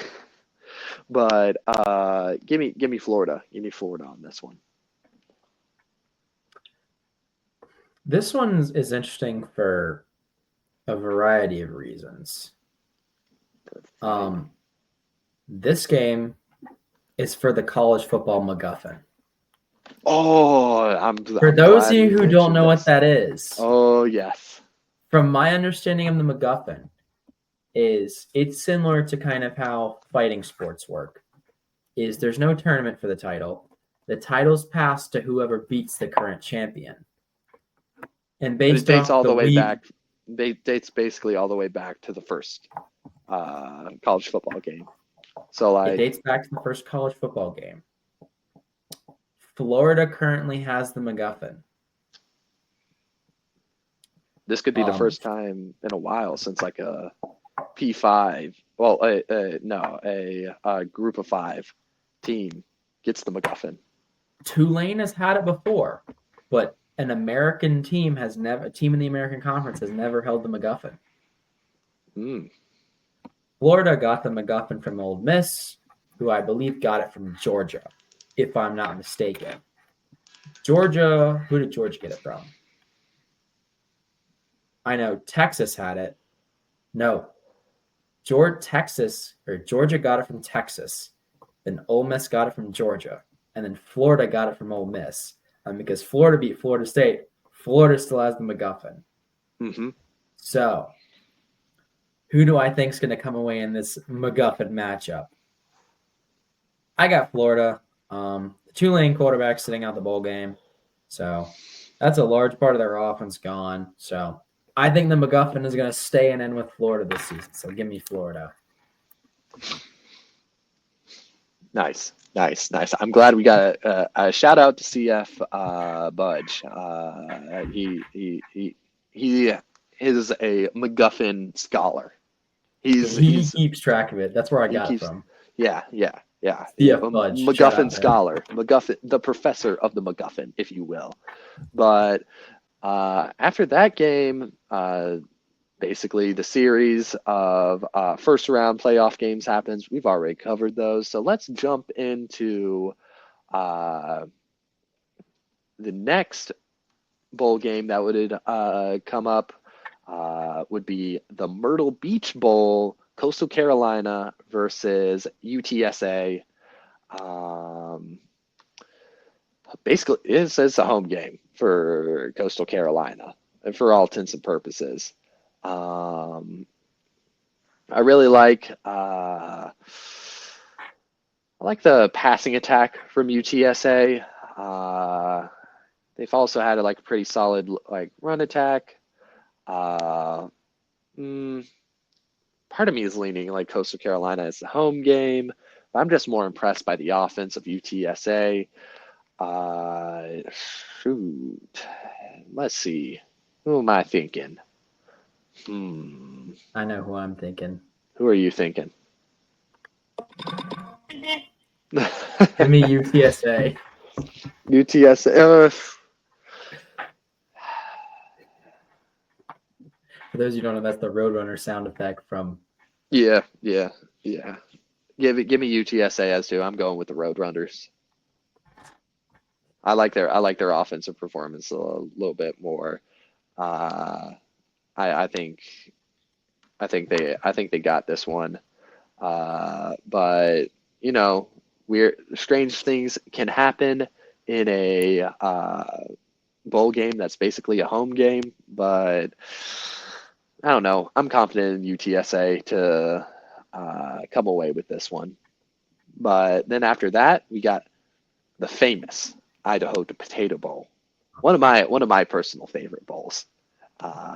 We got NIU versus Fresno State. NIU kind of fell off after like they beat Notre Dame, but like honestly, like nothing like nothing about like Fresno State really like impresses me like too much to the point where I'm like, you know what? It's a bowl game. I think NIU is going to show up. So give me NIU. This game I was a little torn on. This Fresno State team, at least within their schedule, has been kind of up and down. They took UCLA to the wire in rivalry week, so that's one thing, and that's a not a great UCLA team. That UCLA team's 5-7. They had UCLA dead in the water, and they kind of gave it up. So you know what? I think their coach lights a fire under their ass, says never again, and I've got Fresno State winning this game. Give me the Silicon Valley Bulldogs. I don't think that's Silicon Valley. That's what the green V on the back of their helmet means. No, it's just the Valley. Silicon Valley, I thought was like San Francisco and like the Stanford region. Here, let's Google this. Oh no, Fresno's not in Silicon Valley. It says Fresno is not in the Silicon Valley, but then it says cities in the Silicon Valley, Fresno. Google's not helping us here. It's in the Valley, but it's not the Silicon Valley. Yeah. Here, I'll Google what does the V stand for on Fresno's helmet. It should be the Valley, but not the Silicon Valley. The San Joaquin Valley. Sorry, that's my bad. It stands for it's green because it's the agricultural valley. So sorry, my bad. The Agricultural Valley Bulldogs. Give me them. Then after that, we got the Christmas Eve tradition of the Hawaii Bowl. We got South Florida versus San Jose State. I really like these teams. I really like San Jose State has had a pretty like solid offensive performance. South Florida has had like a couple good games that like have put them on the map for me personally. They kind of kept it close against Alabama earlier this season, if I'm not mistaken. They did. Yeah, like yeah. Granted, I will say that might low key be more towards scheme because with how Alabama plays defense in that 4-2-5, the 4-2-5 makes it really kind of hard to defend against the veer and shoot, which is what South Florida uses. But they still kept it close with Alabama. Yeah, and I really like both these teams. Man, this is going to be this is a must watch for me. Give me San Jose State. I like their win against Stanford. I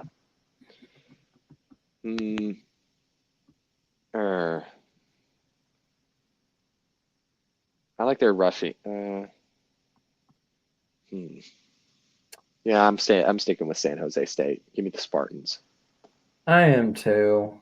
USF's kind of a how not to run the veer and shoot example. I know I said I wanted their offensive coordinator, but that was before their absolute just kind of like collapse towards the end of the season. I know you're saying Garrett, they won 3 of their last 4. After I said that, they lost 21-3 to South Florida. They barely escaped an okay UAB team. 1-6 at the time, so terrible UAB team. they did all right against an okay FAU team. They absolutely took it up the ass from Navy. Um, they escaped Charlotte. They beat Tulsa, which they should.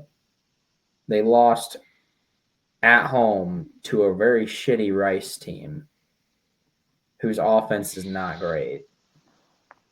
They're kind of just a how not to of the veer and shoot. Like, if you want a good example of how to run that offense, don't look at them. So, if you want to watch good veer and shoot, watch Tennessee, watch Ole Miss, watch Texas State, watch SMU. Like, I'm trying to think of some other good group of five schools that run it. I mean, SMU's not group of five, but like, Texas State. I'm trying to think. I'll think of it the second we stop talking about it. But like, you get what I'm saying? They're like, if you want to watch a good veer and shoot team, like, this game's going to be entertaining as hell. I'm not saying it's not going to be, because they do have just by running that offense, they have explosive upside. But if you want to how to not run it, that would be exactly them. So like Texas State, FIU also runs it. Utah State, Cal, San Diego State runs it. Cal doesn't really utilize it as much as the other teams, but give me San Jose State. I've liked how consistent they've been, and their win over Stanford to kind of finish the season was I like that. And it's a revival of a really old rivalry within California. For those of you who didn't know, it's kind of a nice revival. So give me San Jose State as well. Let's see. The next. How's it it's South Florida. Or, sorry, I meant the Stanford game was a revival of an old rivalry. Oh, okay. So then after that, it's the game above Sports Bowl, Pittsburgh versus Toledo. Pitt's favored in this. I don't know. They've just been on too much of a slide lately. I really like the Toledo offense. I'm going for the upset. Give me Toledo. This game, I think Eli Holstein's going to figure his shit back out, and I think it's going to be close. This Toledo team is no joke. They're one of probably the better teams in this MAC. So give me Pitt. I know Pitt's kind of had a disappointing season after how they started, but I think they figured out in the bowl game. I mean, these Pat Narduzzi teams are pretty good, so I think he'll get them. He's a good experienced coach, so he'll get them up and rearing and ready to go for this bowl game. Alrighty. Then after that, we got the Rate Bowl, Rutgers versus Kansas State. I'm just not as impressed with Rutgers as I am Kansas State. I think Kansas State just has the better offense, the better tools. I think Kansas State's going to win this one. This one was hard for me because Kansas State with the type, and I know State came in this season with a lot of hype, but there was a lot of hype placed on this Kansas State team about saying that this Avery Johnson guy was going to be some generational talent. And I'm not saying he had a bad year. He had a great year statistically. It's just this Kansas State team really kind of struggled to get it done when it was time to get down to business. And they underperformed in a lot of games. So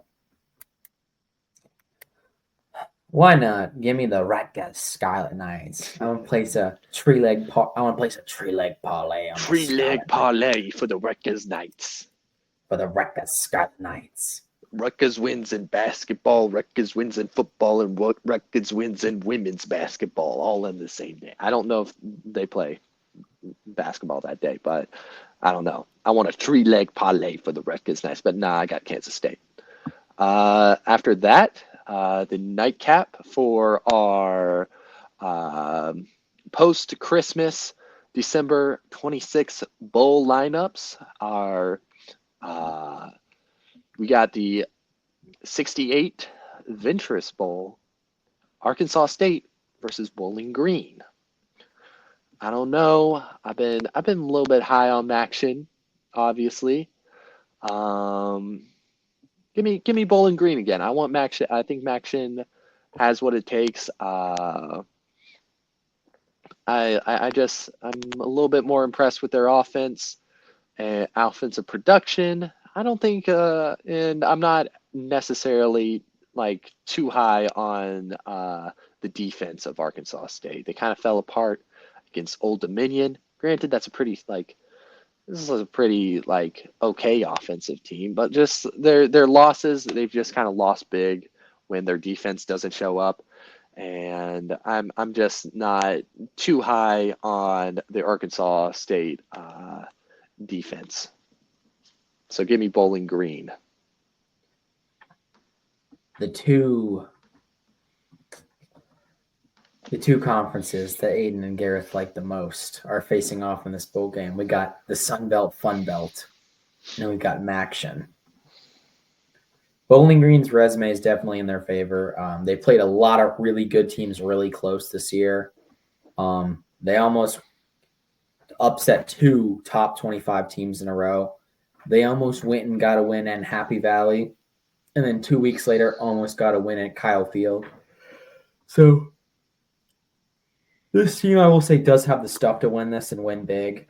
So give me Bowling Green, who is not in fact green. They are brown and orange. Give me Bowling Brown in this game. The next day, we got the Lockheed Martin Armed Forces Bowl. We got Oklahoma versus Navy. This is an interesting game, in my opinion. I do like Navy a lot. I like their triple option attack. But Oklahoma's defensive line really showed up against Alabama, put pressure on Jalen Milroe. How will that transfer with the triple option attack that's run heavy? I think Oklahoma defensive line is going to have a very big game in this one. They're going to be the key to success for Oklahoma if they look to win this game. Give me Oklahoma. This game certainly is made more interesting for me by the fact that Jackson Arnold's hopping in the portal, and it's up in the air who this Oklahoma quarterback's going to be. If Navy were just solely a triple option team, I would be worried. But this Navy team has showed that they can check out of these runs when they need to, and they can get audible very quickly into a pass play or shift into a shotgun with very little time for the defense to react. This game, I believe, where is this game being played? Fort Worth, Texas, TCU Field. All right.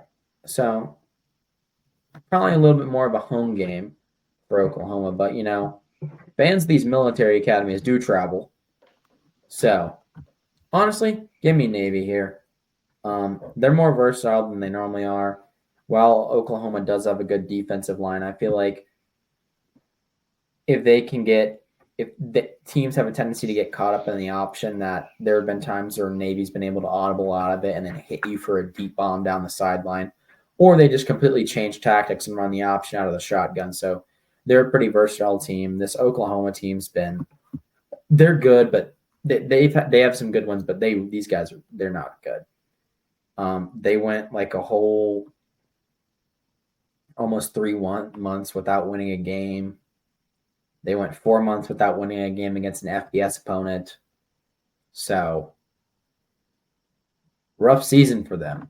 But I think it'll be a good game, but ultimately I've got Navy. Then sorry, after SEC that, fanboys. We got the Birmingham Bowl. We got Georgia Tech versus Vanderbilt. 2 teams that have overperformed a little bit, in my opinion. I like both of them. This is going to be another must-watch game for me. I think Georgia Tech just showed, like, if he asked me like a couple weeks ago and he told me this was a matchup, I would have said Vanderbilt. But I'm just a little bit too high on Georgia Tech right now. I like their performance against Georgia, and I'm like I said a couple weeks ago, I'm a Haynes King fan now. I think Haynes King is going to have a big game. It's going to be a battle of the quarterbacks right now. We got Haynes King versus Diego Pavia. I like these 2 QBs. I really hope we see Pavia next year again, but give me Georgia Tech. Yeah, I think Georgia Tech's actually going to win this one big. I know UNC just hired Bill Belichick, but if I'm being honest, the ACC team that I see trending up the most right now is Georgia Tech. They've got Haynes King coming back, not only for this bowl game, but Georgia Tech currently has the best recruiting and transfer portal class in the ACC right now. I think not only they're slated for a big bowl game, because I think they're going to come out pissed off after that Georgia game. I think this will be a fired up Georgia Tech team that we haven't seen in years. I think they'll be rearing and ready to go. And I think getting a second shot in a row at an SEC team, Georgia Tech's going to be out to prove something. No disrespect to Diego Pavia. I absolutely love that Vanderbilt triple option attack. But I think particularly Haynes King and their running back, Jamal Haynes. That's kind of funny, Haynes and Haynes. I think they're going to come out pissed off. And I think they're just going to kind of come out and smack Vanderbilt in the mouth. Like I said, this is a Georgia Tech team that is trending upwards in a good way going into next season. Not only do they have got massive success in the portal and in the recruiting class, and they've got Haynes King and Jamal Haynes coming back next year, they also get Georgia at home. So this is a team that's really trying to go into next year with a lot of momentum and hit the ground running. So I think they're going to win big in this one. After that, we got the AutoZone Liberty Bowl, Texas Tech versus Arkansas. Give me Texas Tech on this one. I think their offensive attack is just too strong. I don't think Arkansas is going to have a response for it. I really like this Arkansas team, but I just think the offensive power of Texas Tech is really going to show through on this one. Yeah, that's one thing. Texas Tech has a great offense, and that is something that Arkansas does not really have. The line has Arkansas by 1, but I think if the Texas Tech offense even remotely shows up, Arkansas could be in for a long day. So I've got Texas Tech as well. After that, we have the DirecTV Holiday Bowl, Syracuse versus Washington State. Syracuse, I'm hot and cold on sometimes. Sometimes their offense shows up. Sometimes it doesn't. Live by McCord, die by McCord. And Washington State hasn't had a sleepy good season this year. But give me Syracuse. I believe McCord's going to be playing. He's not opted out or anything. If he is playing, I think it's going to be a big game for Syracuse. I don't think he can afford to opt out with the season he's had. Yeah. So, yeah, give me Syracuse. I think Syracuse, it's going to be a close one, but I've got Syracuse. That they kind of figured it out towards the end there, so I've got Syracuse. And then after that, we got the Las Vegas Bowl at a nightcap. 10:30 kickoff for Eastern time. It's going to be a late night one.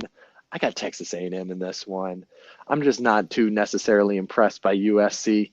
And I think Texas A&M is going to be they have something to prove on this one. They lost to Texas. They kind of at times have just fumbled away their playoff chances. I like Texas A&M in this one. Yeah, I don't think it's close. I think this is one of the weaker Lincoln Riley teams we've seen.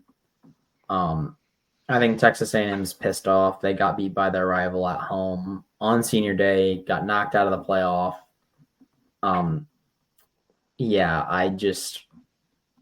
USC's looked less than convincing. So I honestly forgot they made a bowl game this year. So if you're a Power 4 team and I forget you've made a bowl game with how much I'm up with college football, you probably aren't that good. So give me Texas A&M. And then after that, we have a Saturday slate of bowl games, December 28th. Starting off at 11 a.m., the Wasabi Fenway Bowl, a.k.a. the bowl game. Who Gareth hates most bowl. We got UConn. We got UNC. I like the rushing attack by UNC. I think we're going to have a little bit of a revival going in. I know we have an interim coach right now. I don't think Belichick's going to be showing up for this one at all. But he might just show up just to show up. But I don't think he's actually coaching. But I like Hampton's rushing ability. Give me UNC in this one. We're ending the season off on a bang. against a pretty solid UConn team, but I just haven't liked their performances against the P4 teams.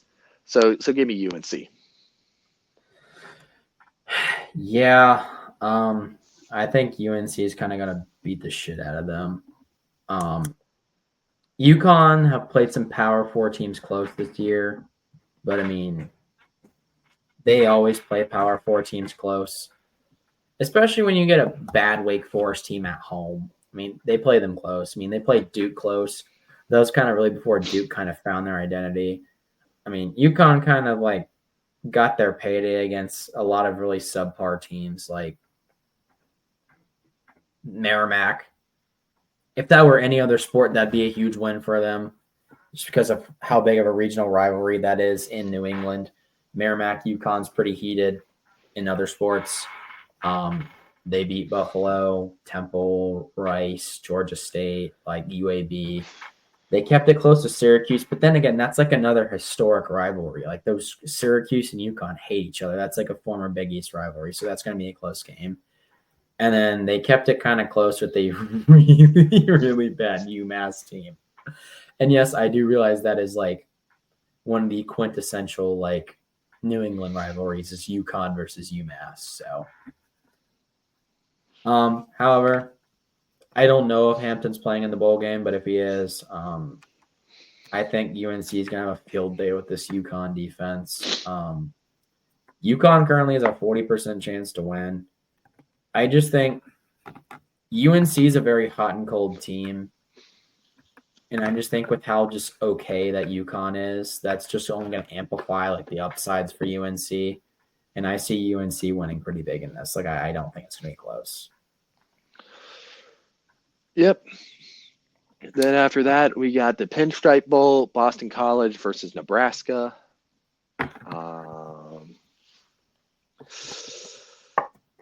I just think Boston College is, like I said, sometimes just so mid. It hurts themselves.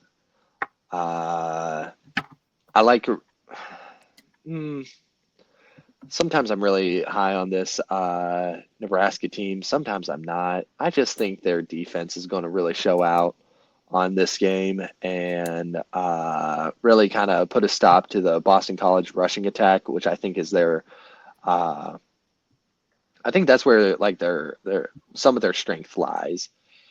Obviously, the Boston College also has a pretty solid quarterback in Thomas Castellanos.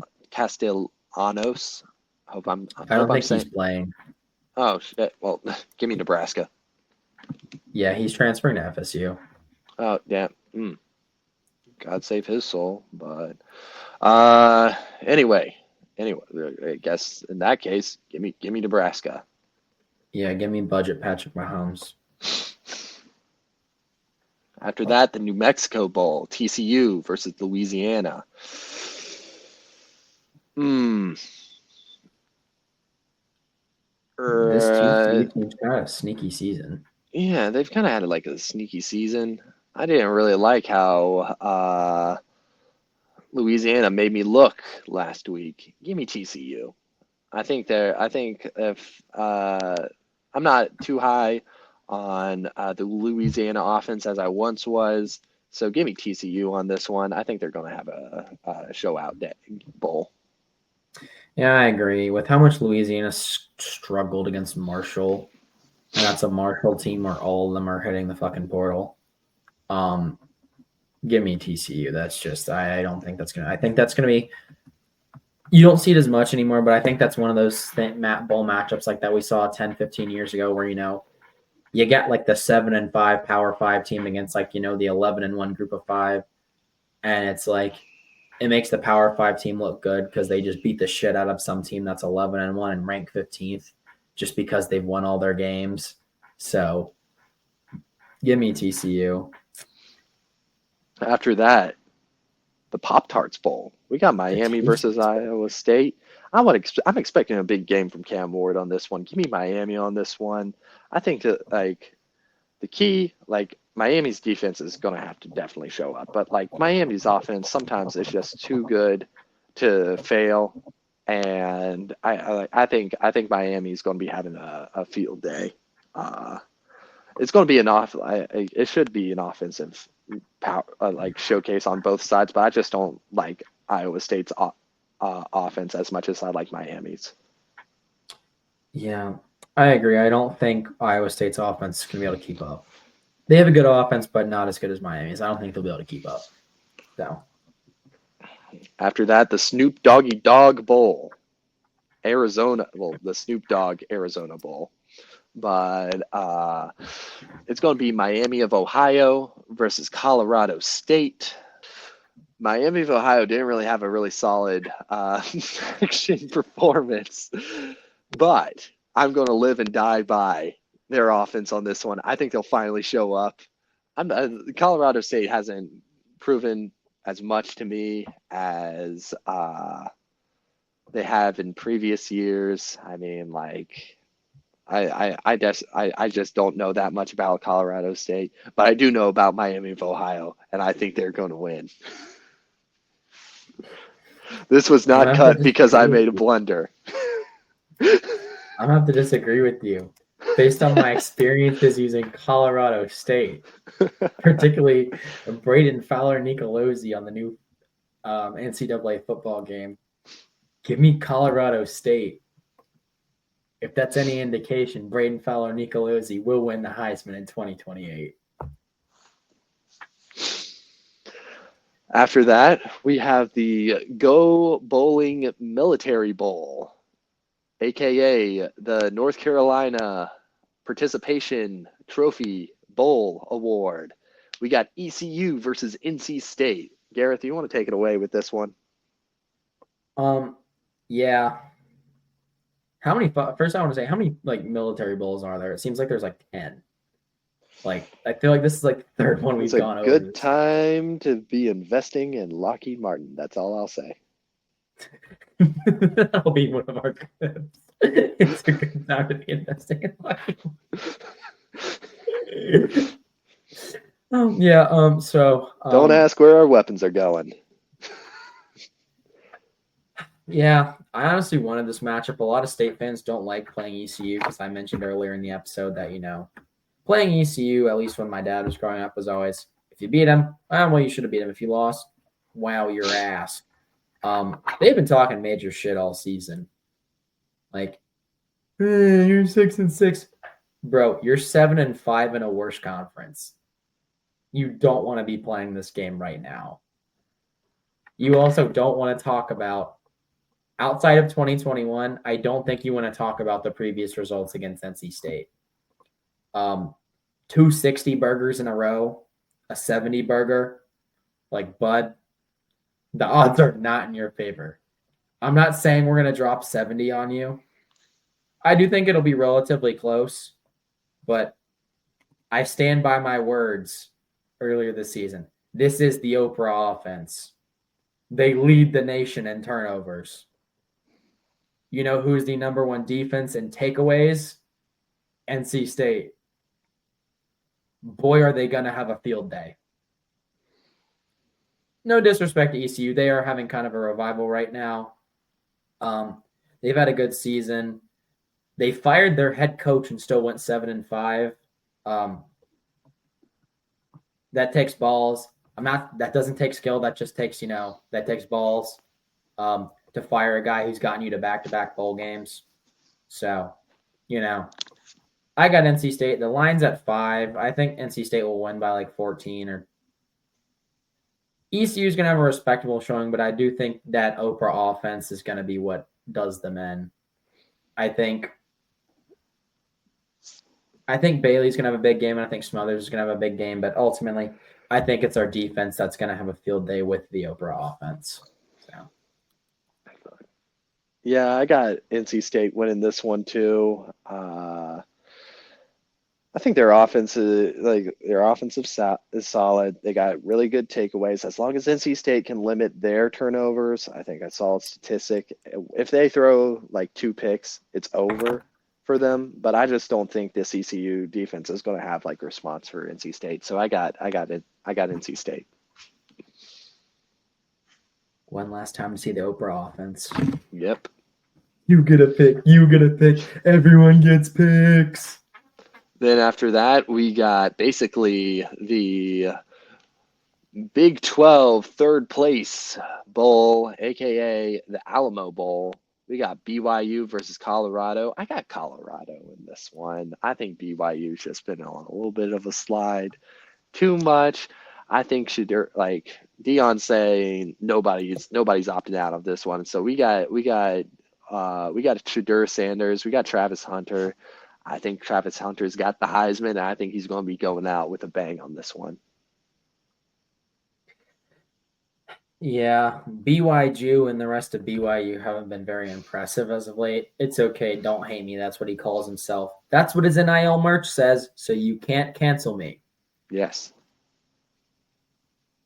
So, I see you, internet liberals. Don't come after me. Yeah, give me Colorado. This isn't the first time they've placed two teams from the same conference in a bowl game, but it's been a hot minute since they've done that. I think the last one was the national championship between LSU and Alabama. I'm not a big fan of this, but seeing as these two teams haven't played this season, I'm okay with that. And this is actually a matchup in the Big 12 I would have wanted to see. So I like this, and I'm okay with this. My only thing is I think the time slot should be swapped because this does not feel like a Big 12 game at 7:30, particularly with where they are. They should be in the 9:15 slot, while Army Marshall should be in the 7 o'clock spot. But who knows? I'm not the one who schedules games, so who knows? After that, we got the Independence Bowl, Army versus Marshall. I really like Marshall's offense, but I'm too high on Army right now. I think Army's going to take this one. Yeah, that Army offense is so physical. It is a triple option offense, but their bread and butter play is quarterback power. Not even out of the flex bone. They will line up in an empty shotgun formation with 5 wide receivers, and they will run downhill at you in a 5 wide formation with their quarterback. Their quarterback has the most rushing touchdowns of anyone. He is tied with Ashton Genty for rushing touchdowns. That is how good this guy is. I think Bryson Daly should be on the Heisman ballot. Do I think he should be anywhere near, Shadur Sanders, Ashton Genty? No. I do think he should have been thrown a bone and put on that Heisman list. Like, throw this dude a bone. The last person to have a season like this as a quarterback was on the Heisman ballot. Who was, ironically, Keenan Reynolds? Kanan Reynolds, another Service Academy quarterback. Elite pull. I was on that Keenan Reynolds hype train for so long. He was so hyped that President Donald Trump at the time signed a waiver so he could go be a wide receiver for the Seattle Seahawks. That's how good that motherfucker was. Sorry, I'm trying to say the F word less in case people actually start watching this and, Aiden and I try and get endorsements way down the line and sponsors, but Keenan Reynolds is a bad motherfucker. Like, Bryson Daly's that level. So, that's all I'll say. I've got Army. No hate to that Marshall team, but I just think Army is just a lot better team than that Marshall team. After that, we have the Music City Bowl, Missouri versus Iowa. The black and yellow bowl. Yep. Iowa's rushing attack has been absolutely great this year. Caleb Johnson has been rushed for 21 touchdowns. I expect a good game from Iowa, but this might be a little bit of SEC bias seeping in, but I just think Missouri is going to take this one. I think they're too solid all around. And I think this is going to be a good, like, Brady Cook send-off game, I believe. I believe it's his last year of eligibility, and, off and on,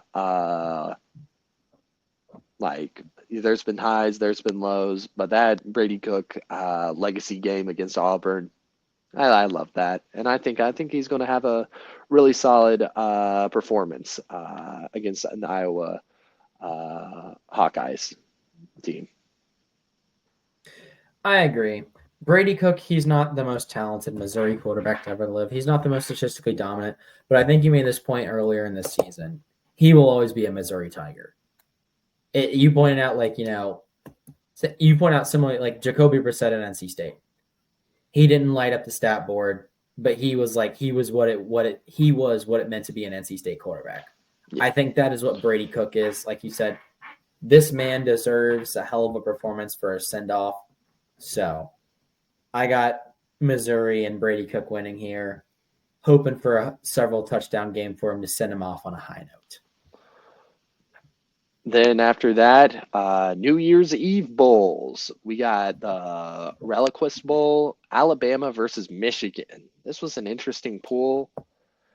On paper, Alabama should absolutely just walk Michigan, but sometimes Alabama just doesn't show up against the smaller teams. Am I thinking that Michigan has what it takes to like really pull together the upset? I don't know.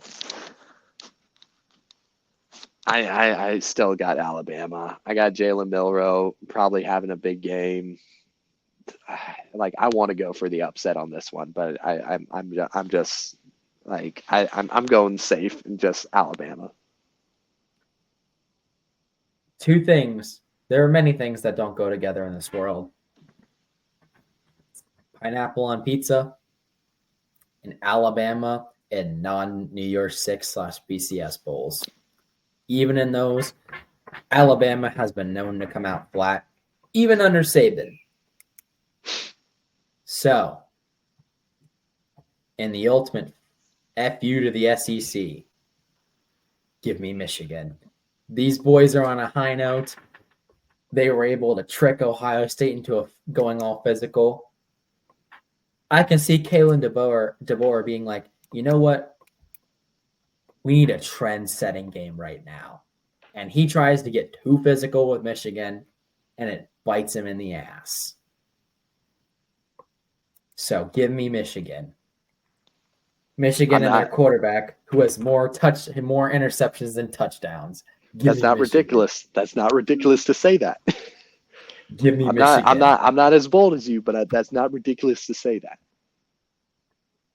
But after that, we have the Sun Bowl, Louisville versus Washington. I've not been necessarily impressed by this Washington team, and I've been impressed by Louisville. Their offense is great. They've had some close losses that I think they could have really pulled off. But give me Louisville. Give me Louisville. Yeah, I agree. This Louisville team's good. Tyler Show. I mean, obviously, they took it to Notre Dame in South Bend, a very good Notre Dame team. That's probably one of they're my pick to win the national championship as of right now. I know they have a loss to NIU, but they've looked the least shaky. So I've got Louisville in this, and I got Louisville big. Louisville finally, towards the end of the season, was able to kind of come up in the clutch and then kind of just take the beating towards Kentucky on rivalry day. So give me Louisville, not by big, but by a sizable margin. I think that 2.5 point spread is a little generous for Washington. Give me Louisville by about 10. Then after that, we got the Cheez-It Citrus Bowl. South Carolina versus Illinois. South Carolina's just been too hot right now. And I think legitimately they had a better shot at getting it. Like they've had a better case to be made for them making the playoff over Alabama. I know Alabama won that head to head, but if the playoff has set the precedent that more recent wins matter than head to heads, which they have done before, I think South Carolina definitely had a better case to be made to getting into the playoffs. So, but with all that being said, this Illinois team is no slouch. They've really kind of showed up this year in some big ways. They had a solid win against Michigan. Really kind of not running the table, but just like doing the best that they could in the Big Ten. They hit like this right here is like their ceiling, but I think South Carolina has still more to go, and I got South Carolina winning this one. Yeah, unlike Michigan, South Carolina is usually motivated in bowl games that they get screwed out of. So, and no slouch. This no slight to this Illinois team. They're a great team. I just think they run kind of a slow, plodding, pro style offense. And I just think the South Carolina offense will be too much to keep up with. I mean, they do have a fantastic defense, but I just think this South Carolina offense is just too dynamic and too explosive to keep up with. I think it's going to be hard for them to keep up with that. I think it'll be a respectable showing by Illinois, but I think it could be a tough one. After that, we have the Kinder's Texas Bowl, Baylor versus LSU.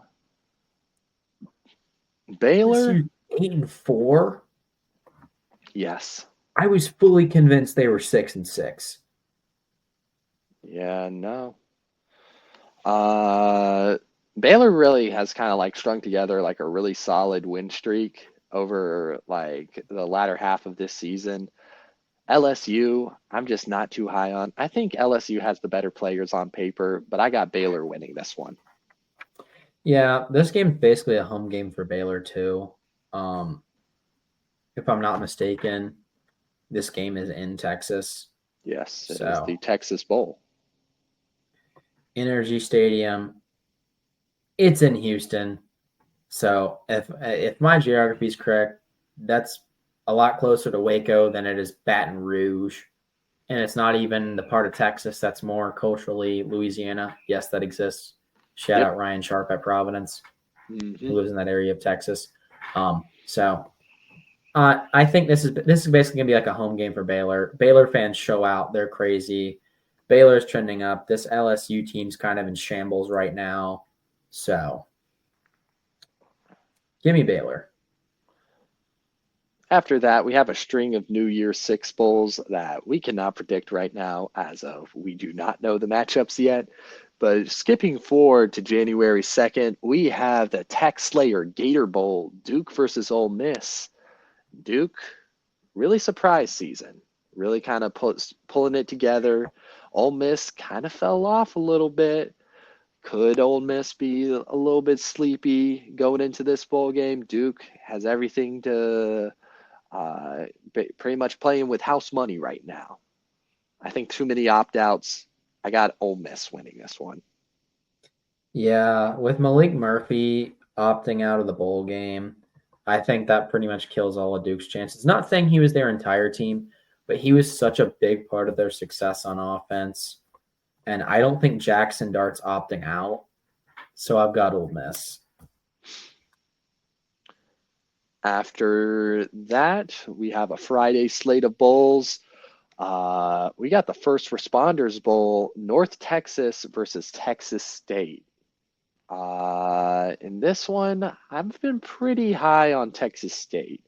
I like I've kind of liked how they started off the season, but the North Texas offensive production has been pretty great. Uh, they've had a pretty solid passing attack. I think both of these teams are going to be like it's going to be like an offensive shootout through the passing game. I just think Texas State has a little bit more under their belt than North Texas, but interesting bowl. I'm definitely like another one that might fly under the radar for some, but I'm going to be watching this one. Yeah, I've got Texas State as well. I think their offense is just too powerful. Like I said, they're one of the good examples of the veer and shoot offense. They put up decent numbers this season. Their quarterback, Jordan McLeod, has been phenomenal. 29 touchdowns, 12 interceptions, almost 300 yards. Almost their running back Mahdi, 9 yards short of being 1,000 yards rusher. Only 4 touchdowns for almost having 1,000 yards, which that's pretty surprising. So I think they'll get it done. And now that's no slouch to that North Texas offense. I mean, Morris has, almost has 31 touchdowns, 12 interceptions, almost 4,000 yards passing. So I think it'll be an offensive shootout, but I think that that Texas State team is just a little bit better, and I think they've played a little bit more tougher conference schedule. I mean, they played an Arizona State team that's really good, really close. They almost beat them. Like, that game was close. Yeah. And for a while, Aiden and I had Texas State as kind of like our group of five, Dark horse. I honestly think, if I'm not mistaken, Texas State was the only team to keep Scadaboo under 100 yards. Indeed. So give me Texas State. That defense, too. Mm-hmm. No slouch. After that, we got the Duke's Mayo Bowl. Minnesota versus Virginia Tech. Minnesota, they've had a pretty solid season this year. I like them a lot. I mean, obviously, I like them because UNC was able to edge out a win at the beginning of the year. That was a really going on to really prove to be a solid win for UNC, but this isn't about them. This is about Minnesota and a Virginia Tech team that's really kind of grouped it together a little bit near the end of this season. They had a solid win against UVA, fell off a little bit against some tougher competition like Duke, Clemson, Syracuse, but a solid win against Georgia Tech. This is like a battle of teams that always keep it close with the big competition. And I like them both, but give me Virginia Tech on this one. My ACC bias might be showing, but I just think they've been too you can make the argument if a couple things go their way, they could not be much better than 6-6. I think they have they're a 9-3 type team in my opinion. Granted, you can make the same argument for Minnesota with some of the games that they've played, but I don't know. It's just if there's a toss up for me, this is an absolute toss up. They were a few screwy games away from 10-2, or screwy plays away from 10-2. Virginia Tech was. This Virginia Tech team for me has found ways to get it done, even when they've been kind of kicked down. Their quarterback Kyron Jones went down middle of the season with a horrible lower body injury. Their running back Tootin has had almost a 1,200 yard season, 15 rushing touchdowns with a long of 83. He's been kind of like their mainstay in their rushing attack. Him and Jones were kind of that 1-2 punch before Jones went down. This is basically a home game for Virginia Tech. I mean, the game's in Charlotte. I mean, I know Charlotte's pretty far from Raleigh, 3 hours, but considering the distance Minnesota fans have to travel and the amount of Virginia Tech fans, back to the conversation we had earlier, I know more Virginia Tech fans than Duke fans in North Carolina, so. Yeah. And the Virginia Tech fans I know outside of North Carolina are fucking crazy enough to travel to that, so give me Virginia Tech, and basically what's a home game for them, so give me Virginia Tech. And in the final bowl game that is scheduled right now, basically wrapping up bowl season before the rest of the playoffs, we got the Bahamas Bowl, Buffalo versus Liberty.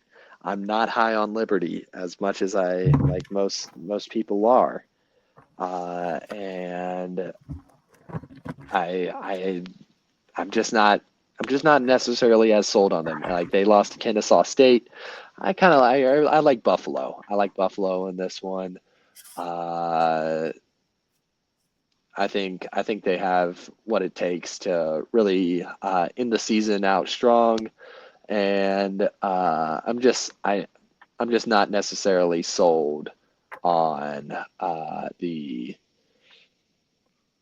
Liberty Flames as most people are.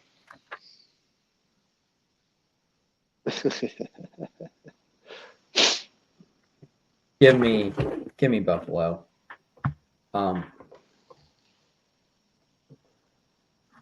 I will say as there always is with every college football season, there's a lot of overhype around certain people, underhype around others. Caden Salter. I don't normally say this about athletes. I wouldn't make this joke about any other athlete. Considering this certain athlete's comments about the App State game and making fun of like hurricane victims and saying that App State was ducking them. And for those of you who don't know what that means, in a sporting context, ducking someone is you're trying to like duck out of responsibilities. You're trying to find a way out of a hard game. But on three's Instagram post, which I will show here, you can see them saying that the Liberty App State game is closed due to the effects of the hurricane, and you can see very clearly see Liberty's quarterback with the duck emoji. I'm gonna say it. You know what? I don't care. I'm not saying he deserves it, but God's timing is always right. Sorry, our lawyers don't recommend that we say that, so we're gonna move on. That'll do it with bowl season. Aiden, I know you have an MMA update, so let's hear it before I get us into some legal trouble. Alrighty. But UFC 310 just happened this past weekend. It was a pretty decent card. I enjoyed some of the fights. Some fights of note that were worth mentioning. Dominic Reyes won against Anthony Smith. This fight was just sad. I think it was a win by TKO, but Anthony Smith, he's been like kind of having like a little steady decline lately, and just some people have been saying that his mental health has been in a little bit of a decline lately, and he's like been having a little bit of trouble grappling with like his decline. I don't know if it's like some family or some friend personal stuff going on, but definitely like it's a sad way to see a great fighter such as Anthony Smith go out. Dominic Reyes deserved the win, and he won in convincing fashion. But even he said that Anthony Smith is just not the same as he was in prior years. So this is just a sad thing to see. I hope Anthony Smith finds some mental space where he can really grow and prosper, because nobody likes seeing an athlete go out like the way that he's been going out lately, just with like he's been having like some what looks to be like some mental health crises leading up to the fight and after the fight. So just prayers out for Anthony Smith and his family. But in other fights, Bryce Mitchell got the win by TKO against Kron Gracie. I saw this coming. The Gracie style of just staying stringent on jiu-jitsu is just not working in MMA. And I don't see Kron Gracie really making a substantial splash in the featherweight division. And Bryce Mitchell gets the win, and I see him definitely moving up more and probably trying to make eventually a run at the featherweight title. A surprising win for me. Cyril Gahn beat Alexander Volkov. I got Alexander Volkov winning this one. That obviously didn't happen. Cyril Gahn got the win by split decision.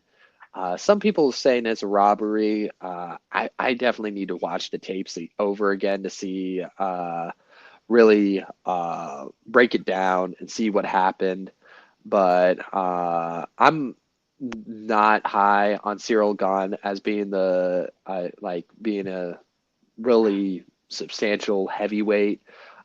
He has some very convincing wins, but I just think the environment of the division is definitely changing, especially with like John Jones and Tom Aspinall. Hopefully this fight happens soon. I really want to see that fight. But whoever wins that fight, if John Jones wins, he's probably retiring. If Tom Aspinall wins, I believe he already has a win over Cyril Gahn.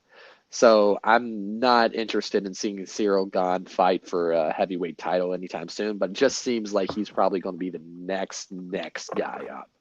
But after that, very interesting welterweight fight. Shamkat Rakhimedov versus Ian Gary. Shavkat got the win, but he lost some mega aura points in this one. He just didn't look as unbeatable as he did before. Ian Gary definitely showed some flaws in Shavkat's game, and that's definitely going to make the welterweight division more interesting. Going into a potential fight with Bilal Muhammad, I think Bilal might be getting the win against Shavkat just because I think his grappling game is more strong. But that just makes the welterweight more, I wouldn't say less, I wouldn't say it's just not as fan friendly as it was before because like there was a funny moment that happened after the end of the fight.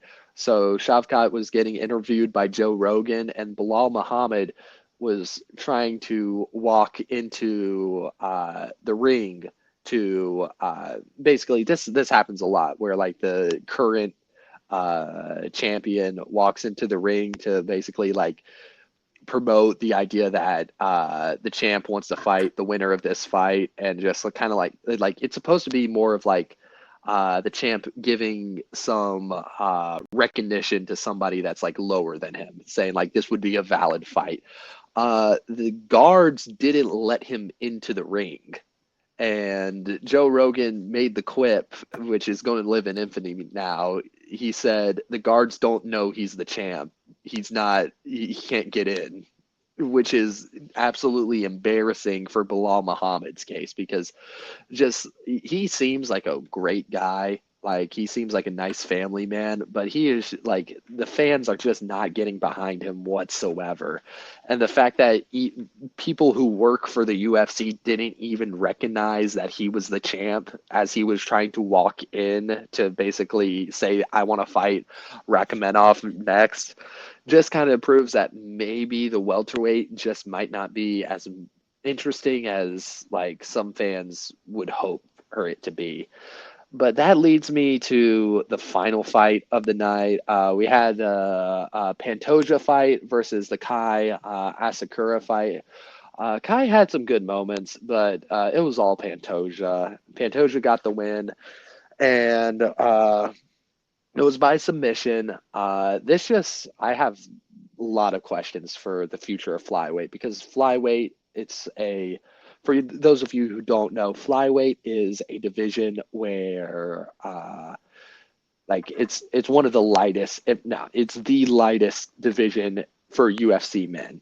So, like, it only has, like, some of the most, like, light people, like, there and it's just not as stacked as other divisions are. And this can be seen as the fact that Pantoja is trying to do a call out to Demetrius Johnson, who is retired from MMA now. And that's really kind of the only way, that's like the only potential money fight for a flyweight division because there's just no real big names other than Demetrius Johnson. And I'm going to go into a little bit of a story about Demetrius Johnson. Demetrius Johnson is kind of, for a lot of people, consider him to be like the best MMA athlete of all time. He pretty much, when his time at the UFC, he absolutely wiped the floor. Like he beat every single person that was thrown his way in the flyweight division almost multiple times. He lost one against Henry Cejudo. This was a very kind of like hotly contested fight. And then once he lost that fight, because Dana White didn't like Demetrius Johnson that much, he let him go basically, and he went off to ONE FC. And in return, ONE FC gave one of their fighters, Ben Askren, to the UFC. This kind of like lived in infamy. But from there, Demetrius Johnson kind of he left the UFC and started fighting in ONE FC, which is a completely like it's more based in like Asia. And this just kind of like adds to like the story, like the story of like Demetrius Johnson, like kind of being like a goat. He was like very much overlooked by the UFC and it was never really respected for the amount of times that he won. And then when they had a chance to let him go, they let him go. And he went off to this other fighting federation and just did really great there. But now he's at the age where he retired, and the UFC might be trying to bank on his retirement and try to get him back to the UFC. And I think this would just be a horrible move for Demetrius Johnson because this is only going to cost him and his legacy. And it would only be try to like add more legitimacy to Pantoja, who is just not fighting that great competition. And I don't see a world in which Demetrius Johnson comes back to the UFC. So just the future of flyweight in general is going to be very interesting in these next coming months because I just don't know where the future is going for them. I like my favorite flyweight guy is Brandon Moreno. So I hope to see maybe he gets another shot at the championship, but he's already fought Pantoja and lost. So I just see that the flyweight division is almost dead in the water right now. It's not a good time to be a flyweight fan in the UFC, but now there is a UFC fight night coming up. It's going to be on ESPN 2, I believe. And we have the main event of that night is going to be Colby Covington versus Joaquin Buckley. Joaquin Buckley, he's been on the up more, and Colby Covington has definitely been on a slide lately. He's been kind of like a champ merchant. He's only really been trying to make cases for championship fights, and he always loses those fights. But he's kind of like his claim to fame is that he's basically the merc with a mouth for the UFC. He's always talking shit. He's always doing his thing. He's doing his whole "I'm Trump's favorite fighter" shtick, wearing the MAGA hat, just really trying to like rile people up, and that's done. It's been good for people like for a lot of his opponents because like it just sheds a light more on the welterweight division, which we have seen with Bilal Muhammad has definitely like being able to bring eyes to your weight class is very pivotal for like creating aura behind you. And Colby Covington just is able to bring eyes on him with all his like antics and shticks. But I think the shtick is running a little bit thin right now. He needs to win to like keep on making the case that he needs to be making title fights. And I just think Joaquin Buckley is going to outdo him in every way. Joaquin is a probably one of the best he does really good in like studying fighters. He was able to study Stephen Thompson and just like absolutely exploit his weaknesses. And Colby Covington, like you can very easily see his weaknesses in the fact that he's not the best striker at times, and he does have like amazing cardio. But I just think Joaquin Buckley is going to take this fight, and I think the Colby Covington hype train is definitely going to be dead for a while if he loses this fight. But that's just my prediction. You can watch the entirety of UFC Fight Night for free on ESPN2 this weekend. I would highly recommend if you have time to tune into some of the fights. Tune in. It's going to be in Tampa, Florida. It should be a good card. If you're fight nights are always great to like immerse yourself in the sport a little bit, just because it's completely free. You can watch it on ESPN2, and it's great fights for no cost whatsoever. So if you have time this weekend amid like uh, different sporting events that are going around, maybe tune in on ESPN2 and just see what fights you can watch. But that's going to be summing up my MMA analysis for this week.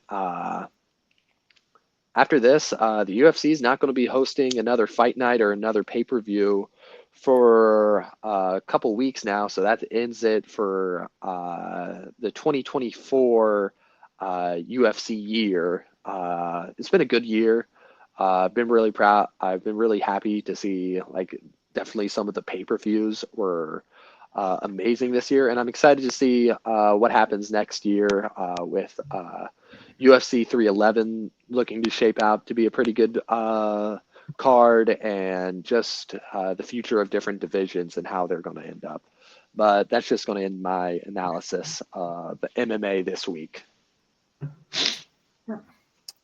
So I think that'll do it for us this week. 3 hour. We thought Bowl Mania was going to be one of our shorter episodes, but here we are sitting at 3 hours. So I think this may be our longest one yet. So well, we had a lot to cover. So thank you guys for listening in, and we will see you next week with a live IRL episode. Aiden and I will finally be together in one of the episodes. So Let's go. we'll have a lot of fun with that. So yeah. we'll see you then.